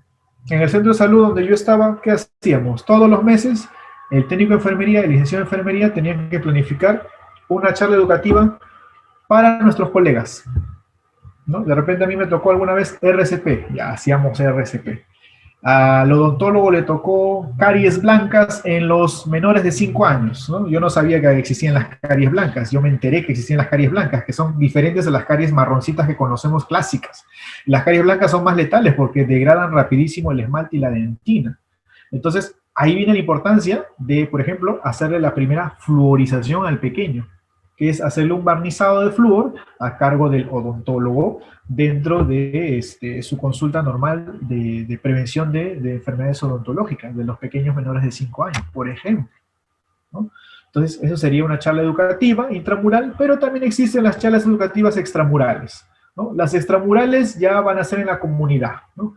Cuando, por ejemplo, vamos a los mercados y hablamos de hipertensión, hacemos campañas educativas, hacemos sesiones demostrativas, cómo se preparan, por ejemplo, las comiditas para el niño menor de 1 año, ¿no? Porque nosotros sabemos que de 6 a 8 meses es un tipo de alimentación, de 9 a 11 meses otro tipo de alimentación y mayor de 12 meses, mayor de 1 año es otro tipo de alimentación. Entonces muchas veces la gente aprende cuando usted va y le educa. Y esa es una labor del técnico de enfermería, dar charlas educativas, intramurales, extramurales, entre otras más, ¿no? Impartir educación para la salud, tanto en colegios como dentro de los centros hospitalarios, ¿no? Por ejemplo, acá me puedes ver, ¿no? Estoy en un taller de anemia, ¿no? Con alimentación para los pequeños, ¿no? Por ejemplo. Y aquí cuando fuimos a hacer sesiones educativas dentro de los colegios, ¿no? Con juegos de ideas, participación, importancia del lavado de manos, lucha contra la violencia, dile no al tabaco, salud mental positiva, elevación de autoestima. Hay muchas cosas que hacer a nivel dentro y fuera de la comunidad y dentro y fuera del hospital. Bueno, el centro de salud. Atención en tópico. La atención en tópico es crucial. ¿Qué debe hacer el técnico de enfermería? Bueno, el técnico de enfermería debe hacer triaje del paciente, hacer una selección del mismo, dando prioridad a aquellos que son emergencia y dejando una atención secundaria a aquellos que son una urgencia. Una valoración inicial efectiva del paciente hace de que haya una atención adecuada del mismo. Y evitemos a largo plazo que el paciente esté quejándose, esté diciendo que no lo atienden bien. Entonces, la valoración inicial del triaje del técnico de enfermería es esencial, ¿no? Aquí ves a un personal técnico de enfermería con su carrito de paro, ¿no? Su coche de curación, su coche de curación listo para hacer algún tipo de intervención, ¿no? Y también el técnico de enfermería es encargado de ayudar con la curación de heridas, las suturas, apoyo directo al médico, es su mano derecha, sobre todo en el servicio de tópico de emergencia, tiene que ser así. Pilas, rápido, como un rayo, tiene que estar para acá, para allá, tiene que tener buena buena cantidad de energía, porque el desgaste que le da el paciente, el desgaste que el médico le da y el desgaste que a veces los licenciados de enfermería también le damos, hace que esté trabajando constantemente de aquí para allá, de aquí para allá. Entonces, otra tarea del técnico de enfermería es preparar materiales y mantener abastecidos los suministros para cada servicio, ¿no? Para lo que es esterilización de materiales. La atención en tópico tiene que ver con lo que es control de funciones vitales. Para eso, ¿qué debemos de dominar? Debemos de dominar las tablas que hay de funciones vitales por rango de edades. ¿Cómo son estas tablas de funciones vitales por rango de edades? Para que nunca te olvides. Un adulto tiene las funciones vitales más elevadas en relación a un niño. Si, por ejemplo, yo me mido ahorita la frecuencia cardíaca, mi pulso carotidio, ¿no? Agarro mi arteria carótida y me pongo dos dedos, ¿no? El dedo índice y el anular, mi arteria carótida. Voy a percibir que hay como una especie de palmoteo que lo llamamos latido. Recuerda que la frecuencia cardíaca yo la voy a medir. El pulso es lo que yo voy a sentir. ¿Ok? Esa es la diferencia. Entonces yo voy a sentir el pulso y voy a determinar que en un adulto promedio, como que el quien está hablando, el pulso normal debería ser, en frecuencia cardíaca, ¿no? Hablándolo, 60 a 100 latidos por minuto. Pero si yo le midiera a un infante, no sé, por ejemplo, ¿no? Vamos a ponerle un ejemplo bien crónico, a ver, un recién nacido, ¿verdad? De 0 a 28 días, recién nacido. De 1 a 12 meses, lactante menor. De 12 meses a 24 meses, lactante mayor. Esas son las sincronías que hay que tener con respecto a lo que nos dice MINSA, no lo digo yo, lo dice MINSA. ¿Cuánto debe tener un recién nacido de frecuencia cardíaca? Promedio. ¿Cuánto debería tener? Y debería tener en promedio, ¿ya?, de 140 a 160 latidos por minuto. Ahora, algunas literaturas te pueden decir hasta 180, pero yo prefiero ser un poco más exacto en ese rango, porque la frecuencia cardíaca hay que tener en cuenta de que el latido cardíaco del niño es mucho más aumentado en relación a lo que es un adulto. ¿Por qué la diferencia, no? ¿Por qué la diferencia de esa control de función vital cardíaca? ¿Por qué el niño tiene mayor cantidad de latidos por minuto? Y es porque el niño recién se está adecuando al ambiente extrauterino. Está, después de respirar durante 38 o 40 semanas, aproximadamente 9 meses, respirar líquido, porque lo que respira el niño es líquido amniótico, donde defeca es líquido amniótico, donde come es líquido amniótico, todo lo que haces con el líquido amniótico. Después de 9 meses de estar haciendo el proceso con líquido amniótico, ahora sus pequeños pulmoncitos han sido llenados con aire. Y como han sido llenados con aire, su corazón trata de bombear la mayor cantidad de sangre posible, al igual que sus pulmones de meter la mayor cantidad de aire posible. Por eso es que la frecuencia cardíaca y la frecuencia respiratoria son más elevadas en los infantes. Poco a poco, a medida que nos acercamos a los 10 años, nos vamos normalizando y ya a los 12, 14 años tenemos casi los mismos signos vitales en relación a un adulto, ¿no? Por ejemplo, la frecuencia respiratoria en un pequeño, un infante, ¿no?, puede llegar de 40 a 60 respiraciones por minuto si hablamos de un recién nacido. De ahí vamos bajando, vamos un poquito de 50 a 40 respiraciones por minuto, ¿no? Cuando ya tenemos 2 años, después a los 5 años vamos bajando, 50, 70 y así. Vamos tratando de corregir un poco lo que es el exceso de trabajo cardíaco respiratorio. Entonces, es bueno tener en cuenta nuestra tabla de control de funciones vitales. Lo mismo va a suceder con la presión arterial, ¿no? En un adulto normal, 120 sistólicas sobre 80 la diastólica. Si hablamos de un pequeño, por ejemplo, recién nacido, puede estar de 80 la sistólica a 60 la diastólica, un promedio, por ejemplo, ¿no? La temperatura también va a variar conforme la edad, va a variar conforme el nivel hormonal que tenga la persona. Por ejemplo, las damas cuando están ovulando tienen 0.5 grados centígrados más en relación a una dama que no está ovulando. Otro ejemplo de variación de la temperatura es en las personas que han comido recientemente, ¿no? Le medimos la temperatura a un adulto mayor que recientemente ha consumido, no sé, una sopa de repente de su dieta hospitalaria y va a tener un poquito más de alza térmica en relación a que si no hubiera comido nada. ¿Por qué? Porque la comida activa el metabolismo térmico y hace que liberemos calor, ¿no? Lo que llamamos metabolismo exotérmico. Liberamos calor para poder tener metabolismo activo. Entonces, el control de los signos vitales en tópico es fundamental. ¿Qué debemos tener en cuenta para controlar bien los signos vitales? Que cada grupo etario tiene diferentes signos vitales dependiendo de la edad que tenga la persona. De hachazo hay que saber que nuestra temperatura normal es de 36.5 a 37.4, normal. Si hablamos de 37.5 hacia arriba, ya tenemos propiamente una febrícula. 37.5 a 37.9, febrícula o calentura. Si hablamos de 38 hacia arriba, fiebre, ¿no? Si hablamos de 39 hacia arriba, ya tenemos una fiebre ya moderada, y si tenemos una temperatura mayor de 39.5 hacia arriba, ya es una fiebre ya severa, ¿no? Ahora, es malo llamarla hipertermia, ¿ya? No hay que confundir hipertermia con pirexia, ¿ya? Hipertermia es por causas que no son patológicas. Por ejemplo, hipertermia maligna por el cóctel anestésico que le damos al paciente antes de llevarlo a sala de operaciones. Su cóctel de midazolam, vercuronio y de repente un desporalizante neuromuscular, ¿no? De repente le puede dar una hipertermia maligna inducida posanestésica, ¿no? Por los anestésicos generales que le han dado. Le pusieron óxido nitroso, su inductor midazolam, y logró hacer una hipertermia maligna, ¿no? O de repente ketamina clorhidrato, que es un inductor disociativo, ¿no? Entonces, por ese metabolismo farmacológico puede elevar la temperatura. Entonces, ahí se le llama hipertermia asociada a los anestésicos, un ejemplo. Otro tipo de hipertermia maligna por proceso oncológico. Todo paciente oncológico te eleva la temperatura. ¿Cómo se llama su elevación de temperatura? Hipertermia maligna por proceso oncológico. Porque las células tumorales hacen que el metabolismo esté alterado y que el hipotálamo, que es el centro regulador de la temperatura, comience a descalibrarse. Y al descalibrarse, tenemos una fiebre más elevada. Es otro ejemplo. En cambio, cuando hablamos de pirexia viene a ser propiamente la temperatura elevada por algún factor estimulable por microorganismo. Un ejemplo, una pirexia asociada a una faringoamigdalitis estreptocócica. Una faringoamigdalitis estreptocócica puede ser calificada como pirexia.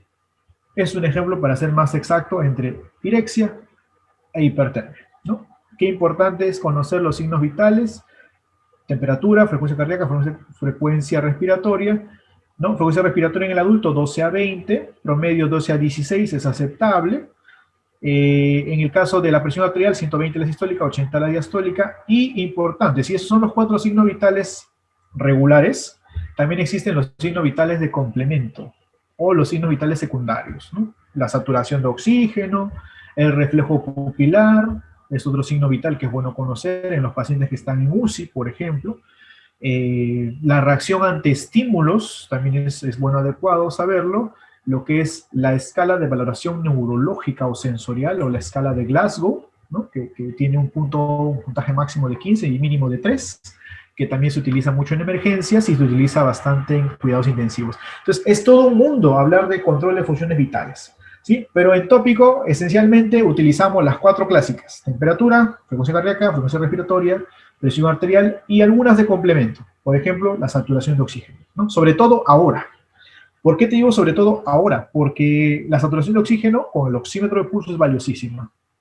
Y es valiosísima porque necesitamos saber la cantidad de oxigenación capilar que se lleva dentro del oxímetro de pulso. Si es mayor a 94, el paciente está compensado, está bien. Si el paciente está por debajo de 94, o sea, tiene 93, 92, 91, quiere decir que el paciente tiene grados de hipoxemia. Y esa hipoxemia es peligrosísima. ¿Ya? Es peligrosísima porque significa que el paciente tiene problemas para poder respirar adecuadamente. ¿Sí? Perfecto.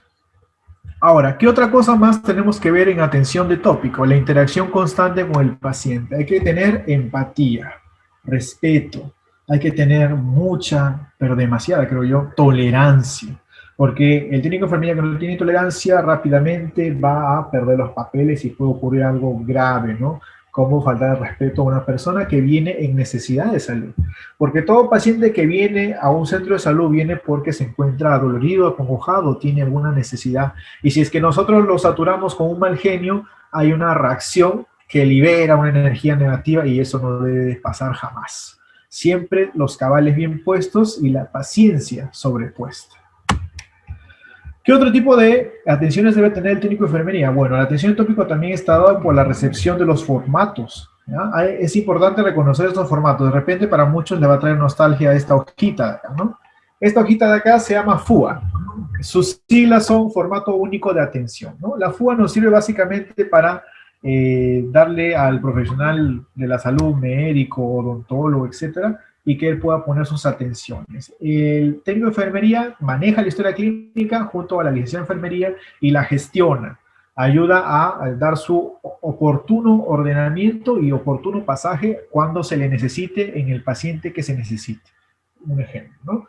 También nos ayuda a lo que es la distribución ordenada de historias clínicas según el área, el servicio, la dependencia donde el paciente se va a dirigir, ¿no? La atención en tópico es un trabajo multidisciplinario, también es un trabajo constante, inclusive en fechas que a veces no queremos, ¿no? Navidad, Año Nuevo, fiestas patrias, con pandemia, sin pandemia, igual. Todo el profesional de la salud trabaja día y noche, no importando la fecha, ¿no? Hasta en la Navidad trabajamos, ¿no? La atención también en emergencias y urgencias también es fundamental y debemos de conocer los dispositivos de venoclisis, inyectoterapia básica y el manejo de vías periféricas, así como el soporte vital cardiovascular básico y soporte vital cardiovascular avanzado, que son modalidades muy interesantes si es que a usted le gusta lo que es el trabajo en emergencia.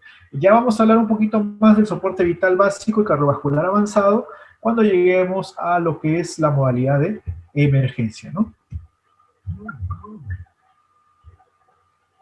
Ya. El nivel normal de frecuencia respiratoria, para responder a la pregunta del compañero Michel Sánchez, en un adulto es de 12 a 20, ¿ya? Pero para algunas literaturas puede usted encontrar 12 a 16. Es importante decirlo que no todos los autores tienen la misma perspectiva, ¿ya? Pero eso no quiere decir que esté mal un autor y el otro autor. Simplemente que algunos autores tienen una perspectiva un poco más cerrada y otro un poquito más abierta. Lo normal, de 12 a 16 respiraciones por minuto, está bien. Ahora, si tiene de 12 a 20, también se considera estable. Es un rango referencial, ¿ya? Un rango referencial de las respiraciones por minuto en el adulto, ¿ya? En el niño sí va a variar, ¿no? El niño puede ser de 40 a 60, no recién nacido. Si es un niño de 1 o 2 años, de 30 a 50, ¿no? Promedio. Y así vamos modulando hasta llegar a 12 a 20, que es lo que normalmente nosotros tenemos, por ejemplo, ¿ya? Esto de lo que es la atención de urgencia y emergencia lo vamos a hablar un poco más a detalle cuando lleguemos a lo que es la participación del técnico de enfermería en emergencias, ¿ya? Vamos a hablar un poquito de soporte vital básico y lo que es maniobras de reanimación cardiopulmonar, un poquito de venoclisis para recordar, ¿no? Que siempre es bueno. ¿Qué más se debe hacer? Bueno, en cuanto a lo que es la atención en la unidad tomadora de muestra, en laboratorio, muchos dirán, licenciado, yo estudié enfermería técnica, pero he buscado trabajo y encontré como tomador de muestra. A pesar de no ser laboratorista, encontré trabajo como tomador de muestra. Y es muy válido, porque nosotros en enfermería, tanto el enfermero licenciado, el enfermero técnico, el enfermero auxiliar, tienen la potestad de hacer el procedimiento de tomar una muestra. Generalmente, ahorita por la tendencia, son muestras de tipo venosa, ¿no? De sangre venosa. Podemos tomar también muestras de diferente índole, ¿no? Este tubito de color lila tiene un anticoagulante llamado EDTA. Este EDTA es un anticoagulante universal para, por ejemplo, procesar pruebas de hemogramas. Podemos también procesar pruebas para ver el nivel de hemoglobina. Podemos también ver el volumen corpuscular medio, podemos ver diferentes tipos de pruebas serológicas. El tubito que más capacidad tiene es este tubito de color rojo, que no tiene anticoagulante, para ver de repente algún tipo de reacción de coagulación, perfil de coagulación, por ejemplo, ¿no? Este tubito de color celeste o color turquesa tiene citrato de plata. Generalmente lo usan para muestras que no queremos que se coagulen en un promedio de 15 a 30 minutos. Perfil de coagulación, claro, muy bien. También se puede usar para perfil de coagulación. En el caso del tubo lila, y en el caso del tubo rojito, cuando no se quiere que se coagule la muestra, este tubo se procesa rápido porque este no tiene anticoagulante. El tubo rojito no tiene nada, ¿no? En el caso del citrato, el citrato de plata, que es el tubo de color celeste o de color turquesa, nos va a ayudar, por ejemplo, cuando son pruebas que no necesito que se coagule en 15 a 30 minutos. Este tubito de color turquesa, celeste, lo utilizan mucho en estética. Y eso es algo muy interesante, ¿ya? Porque en estética utilizan un procedimiento llamado, de repente muchos lo conocen, se llama plasma rico en plaquetas, ¿ya? ¿Qué viene a ser el plasma rico en plaquetas? Es utilizar tu plasma, o sea, la parte plasmática de tu sangre, ¿no? Recordemos que la sangre está hecho de elementos formes más plasma. Esa es nuestra sangre. Elementos formes, glóbulo rojo, glóbulo blanco, plaqueta, y el plasma es la parte proteínica, vitamínica de nuestra sangre. Nuestra sangre es valiosísima por el plasma que está dentro de ella. Nosotros tomamos una muestra de sangre, la ponemos en este tubito de citrato de plata, de color turquesa, y hacemos que en una centrifugadora gire a 150 revoluciones por minuto, gira, gira, gira, y luego de que ha girado 5 o 10 minutos, tenemos el tubo final, que viene a ser la mitad del tubo, la parte superior es el plasma, y la parte inferior son los glóbulos rojos, los eritrocitos, de un color rojo intenso. Entonces, ¿qué hemos logrado hacer con ese procedimiento? Hemos separado nuestros glóbulos rojos, que no sirven para ese fin, y la parte nutritiva, la parte rica de la sangre, que es el plasma. Ahora, muchos dirán, ¿para qué querré yo la parte plasmática? ¿Para tomármela? No. La parte plasmática, nosotros cargamos una tuberculina y en ángulo de 15 grados te inyectamos papulitas en tu cara. Te inyectamos papulitas con tu propio plasma. Ahora, ¿para qué te inyectaremos micropápulas en toda tu cara? Porque esas pápulas, como están en un ángulo intradérmico, van a reabsorberse y tu cara, después de media hora, es una cara de bebé. Es una cara embellecida, es una cara rejuvenecida, es una cara tonificada, es una cara como que has retrocedido 10 o 20 años en el tiempo. Ese procedimiento se llama plasma rico en plaquetas. Muy, pero muy fructífero y muy sencillo de realizar. Así que ya sabes, si por ahí tienes un presupuesto, puedes buscar de repente un curso de plasma rico en plaquetas, que es muy sencillo realmente, y con poco presupuesto puedes tú aplicar plasma a domicilio y vas a ver que es muy rentable. Es muy rentable este procedimiento de plasma rico en plaquetas, ¿no? Bueno, volviendo otra vez a la parte que estábamos hablando, ¿no? El técnico de enfermería también puede desarrollarse en unidades tomadoras de muestra, por ejemplo, muestra sanguínea. En algunos casos pueden ser muestras de otra índole, ¿no? Por ejemplo, acá vemos recepción, ¿no? Recepción de 3 muestras. No es que el técnico de enfermería la tome, sino que son recepcionadas por el técnico de enfermería. 3 muestras, por ejemplo, de heces, ¿no? 3 días seguidos. Estas 3 muestras de heces son, por ejemplo, de los pequeños, cuando queremos ver si tiene oxuros, si tiene enterobius vermicularis, que son los oxuros propiamente dichos. O de repente tenemos que hacerle un tamizaje de oculto en heces, a ver si hay algún tipo de huevito. Huevo de parásito, por ejemplo, ¿no?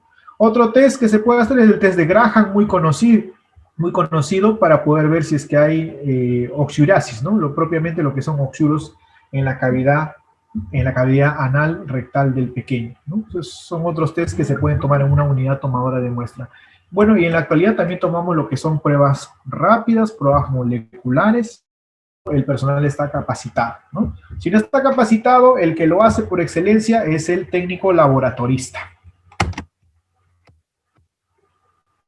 ¿Qué más? Apoyan en los demás servicios, en crecimiento y desarrollo, en inmunizaciones. Ahorita hay bastante trabajo en inmunizaciones. Por eso es importante que sepamos al derecho y al revés el calendario de vacunas. Es muy, pero muy importante. Ahora, si es que lo sabemos, es bueno recordar y aclarar algunas dudas, ¿ya? También he preparado algunas diapositivas para entenderlo mejor. Unas diapositivas de calendario de vacunación, que es importantísimo en la actualidad, dar orientación oportuna y, bueno, los trabajos extra de inmunizaciones están ahorita botados. Usted puede buscar en cualquier plataforma y están pidiendo enfermeros técnicos para vacunación, para tomadores de muestras, para diferentes cosas. También encontramos que el enfermero técnico se desempeña en el programa contra la tuberculosis, supervisando y ayudando en la supervisión del tratamiento farmacológico de los enfermos de tuberculosis. Bueno, dicho sea de paso, los que trabajan en el programa contra la tuberculosis, este es un trabajo que no es ocasional, sino que es prácticamente todo el año, ¿no? Siempre piden también personal para centros y puestos de salud, para lo que es control, supervisión y tratamiento de personas con tuberculosis, que también he preparado una pequeña parte de material para reconocer los medicamentos más conocidos dentro del ámbito del programa contra la tuberculosis, o también llamado programa PCT. También apoyan los servicios de ginecología, obstetricia, ayudan en las funciones vitales, en el confort y comodidad del paciente, y también a la obstetra o al ginecobstetra de turno. Y también ayudan en medicina general y odontología a poder acondicionar la unidad y prepararla para que el paciente pueda venir. Algo muy importante, de lo cual vamos a profundizar un poco más adelante, es el apoyo en ambulancia en el traslado de heridos y las referencias del paciente. Todo personal, mejor dicho, todo paciente que sale del establecimiento de salud tiene que ir en una ambulancia acompañada de un personal de enfermería. Y generalmente el personal que ayuda en el traslado, que ayuda en la recepción del paciente, el primerito en tocar la camilla, revisar al paciente, es el enfermero técnico. La atención de triaje inmediato y la atención inmediata del paciente que sufre una emergencia o una urgencia. Y también ayudan los servicios de hospitalización, salas de expulsión, puerperio, recepción.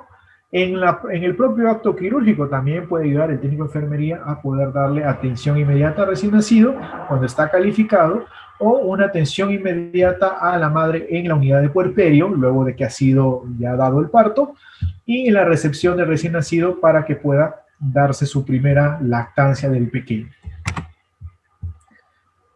Muy bien, hasta ahí. ¿Alguna pregunta? Compañeros presentes. ¿Sí? ¿Alguna pregunta?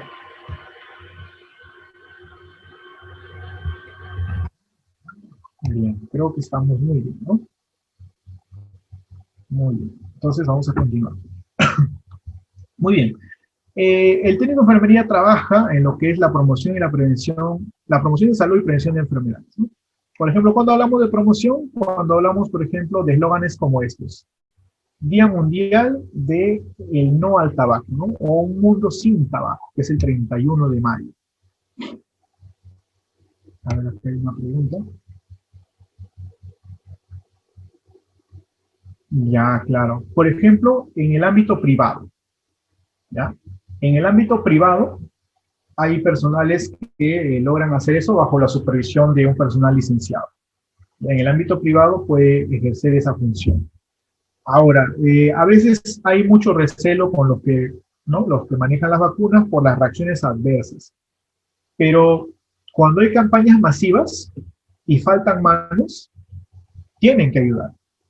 Obviamente con la supervisión de un personal que esté a cargo de ellos, ¿no? Eso puede suceder, por ejemplo, en las situaciones que estamos actualmente de emergencia, ¿no?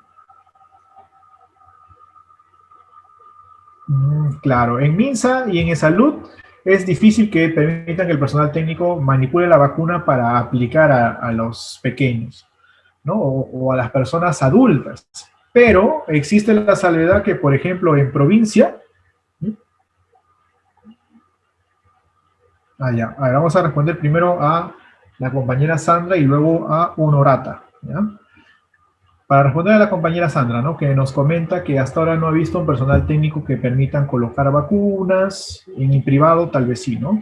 Pero si uno trabaja en Estado o en Salud no lo permiten. Ya, en MINSA y en Salud tenemos protocolos de atención. Entonces, los protocolos de atención, a veces cuando el técnico de enfermería quiere hacer algunas tareas de licenciado, hay ese recelo que no se deja manipular de cierta forma invasiva al paciente, como por ejemplo la aplicación de vacunas. Pero si usted investiga en provincia, los enfermeros técnicos que están en puestos de salud y centros de salud en frontera, en Tingo María, en lugares donde no hay un acceso fácil y el único personal que está perenne dentro de del centro de salud o el nosocomio de primer nivel de atención es el enfermero técnico. Entonces, ¿qué hace el enfermero técnico? Tiene que vacunar. No hay de otra.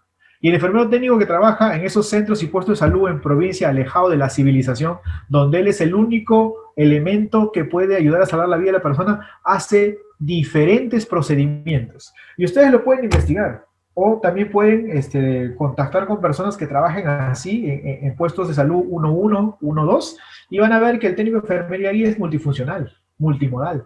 Sí, está bien, en salud y en MINSA tienen ese recelo de no dejar practicar esas competencias. Pero en otros países el enfermero técnico vacuna, por ejemplo, ¿no?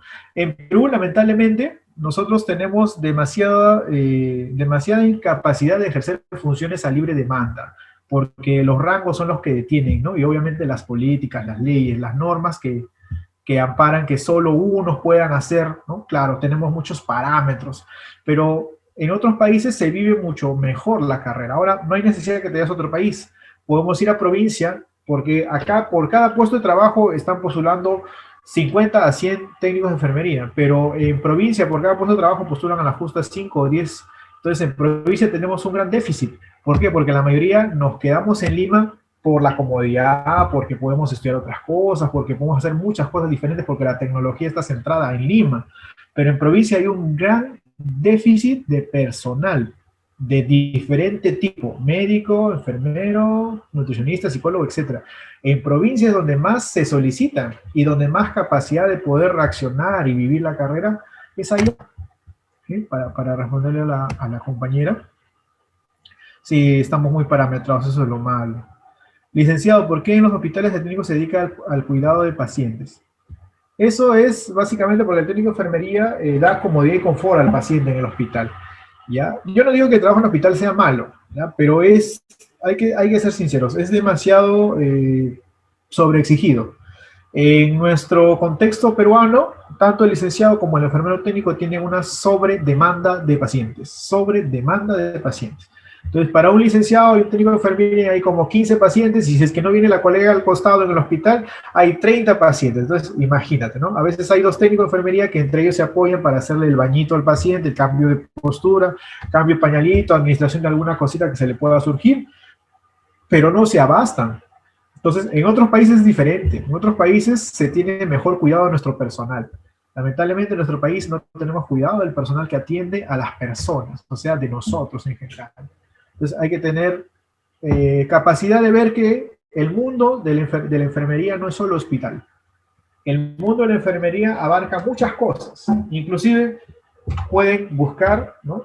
Trabajos en ONG.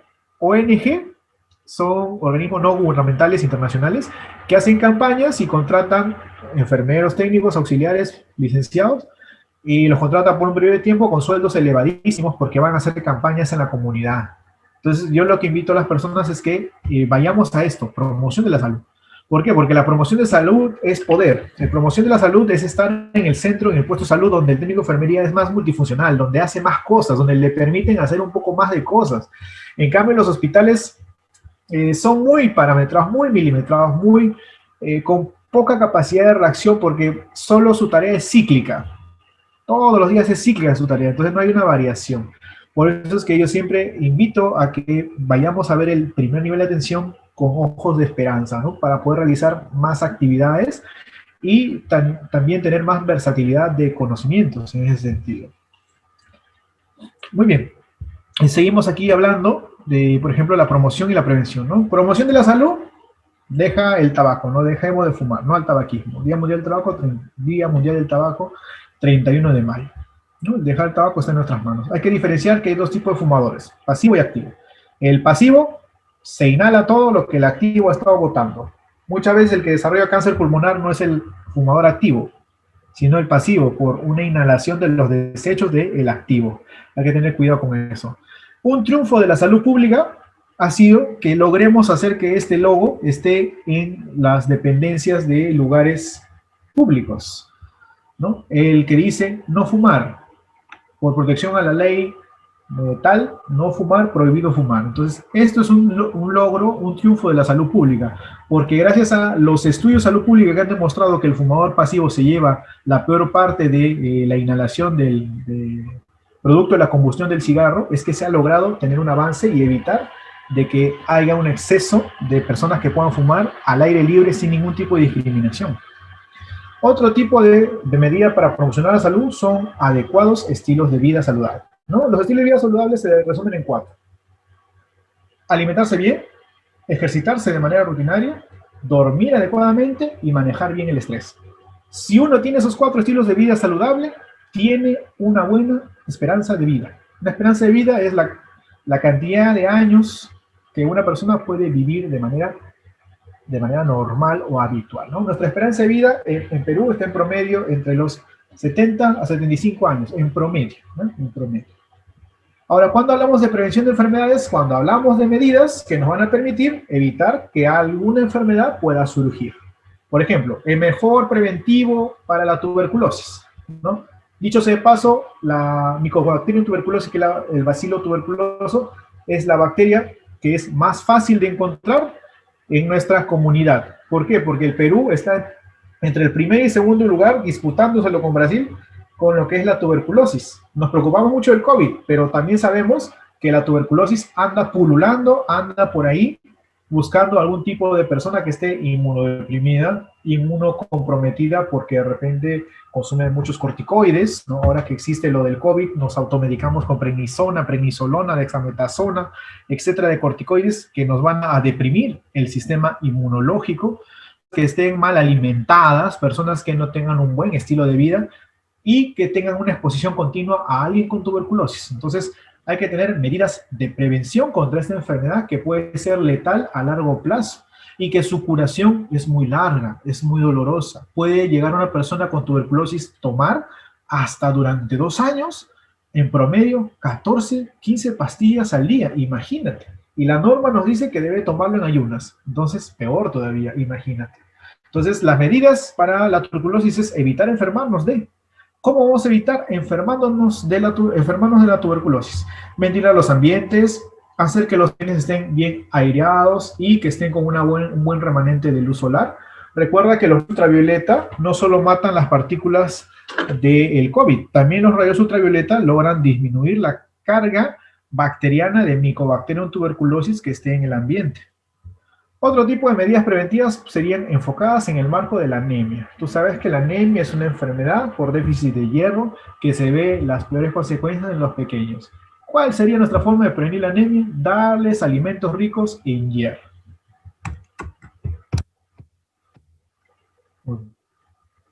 Promoción de la salud, prevención de la enfermedad, como ya lo habíamos mencionado. Promoción de la salud, sesiones demostrativas, sesiones demostrativas de lavado de manos, alimentación saludable o complementaria, prevención de la enfermedad, seguridad, inmunizaciones. Entonces, ¿es lo mismo prevención que promoción de la salud? Son que se van a complementar armónicamente. Es bueno definir que de manera teórica uno encierra la actividad de otro. La promoción encierra las actividades de promoción de manera concreta. Por ejemplo, si en una sesión educativa usted enseña sobre la importancia de realizar un adecuado lavado de manos, estaría haciendo promoción de la salud. Pero asimismo estaría generando una reducción en los factores que contribuyen a la aparición de enfermedades. En pocas palabras, estaría invitando a la población a hacer una prevención de enfermedades.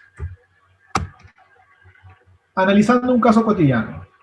Lactante mayor, o sea, mayor de 1 año, de sexo masculino y de 1 año de edad, asiste en brazos de su madre a la consulta de establecimiento de salud en el Servicio de Crecimiento y Desarrollo, CRED. La atención de CRED. Entre las diversas actividades se realiza su vacunación correspondiente al año de edad, ¿no? Nosotros sabemos que al año de edad debe de tener la vacuna SPR, debe tener su vacuna influenza, su vacuna varicela. Entonces, de esas vacunas, de las 4 vacunas que debe tener al año, SPR, varicela, su vacuna influenza, debemos tener en cuenta de que se han realizado actividades de promoción o prevención, y la respuesta es las dos. Se ha realizado tanto actividades de promoción como de prevención. ¿Por qué de promoción y de prevención?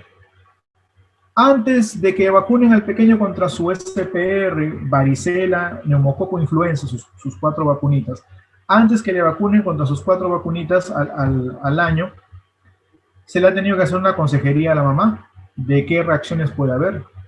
Entonces ahí estamos haciendo actividades de promoción de la salud. Y luego del consentimiento se le ha hecho la vacunación al niño para hacer una prevención de enfermedades. Entonces, en la consejería se ha hecho promoción de la salud y en la vacunación, prevención de enfermedades. Entonces, ambas actividades se pueden realizar de manera simultánea. ¿En dónde se dan mayormente las actividades de prevención y promoción de la salud? En estos, como les comentaba, puestos y centros de salud. En el país existen 3 niveles de atención. Nivel 1, nivel 2, nivel 3. De esos 3 niveles de atención, el público que más demanda atención médica es el público en el primer nivel de atención. Mira, el 85% de toda la población que viene a buscar salud viene al primer nivel de atención. ¿Quiénes están en el primer nivel de atención? Está el nivel de complejidad, primer nivel de complejidad 1.1, categorización 1.1, están los centros y puestos de salud. ¿Sí? Centros y puestos de salud. Cuando nosotros hablamos de primer nivel de complejidad, hablamos de los puestos de salud. Esos que están en provincias, que están alejados, que no tienen personal en abundancia, donde solo hay de repente un enfermero técnico. Ese es un centro de salud nivel 1.1. En la categoría 1.2 ya va teniendo un personal que pueda ser licenciado que complemente o un médico itinerante que pueda venir cada semana o cada 2 semanas. En el 1.3 ya tenemos un personal un poco más abundante, personal técnico, personal licenciado, un médico, una obstetra, puede haber departamento de psicología y en algunos casos departamento de farmacia.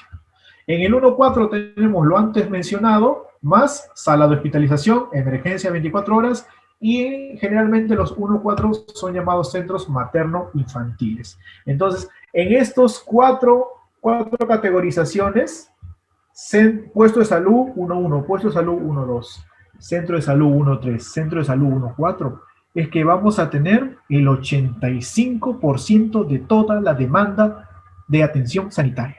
Entonces, ¿dónde tenemos más oportunidad de realizar diferentes procedimientos y abarcar mayor cantidad de población? Lógicamente, como vengo repitiendo, en el primer nivel de atención. Licenciado, ¿y dónde está el hospital Loaiza, 2 de Mayo, el de Canto Grande, el Policlínico tal, el Hospital Honorio Delgado, el Hidegard Noguchi, etc.? Ya, esos hospitales grandes y centros hospitalarios grandes, institutos nacionales, etc., están acá. Están en el segundo y en el tercer nivel de atención. Pero ellos dos solo suman un 15%, porque la mayoría de demanda está en el primer nivel de atención. En el segundo nivel de atención, nivel 2.1, tenemos a los hospitales. Pueden ser los hospitales regionales, regional de Cajamarca, regional de Ica. En la categorización 2.2 ya tenemos hospitales un poco más grandes, como por ejemplo el hospitario Carlos Lanfranco Lahoz, que nosotros conocemos como el Hospital de Puente Piedra. En el tercer nivel de atención tenemos los mega hospitales, categoría 3.1, donde están el Loaiza, el 2 de Mayo, el Hipólito Unanue, Sergio Bernales, ¿no?, también llamado Joyique, etc. Y en el nivel 3.2, mejor dicho, en el octavo nivel de complejidad, la categoría 3.2, ya tenemos a los institutos nacionales de salud. Instituto Nacional de Niño, Instituto Nacional del Ojo, OINO, Instituto Nacional de Enfermedades de Cardiología, ¿no?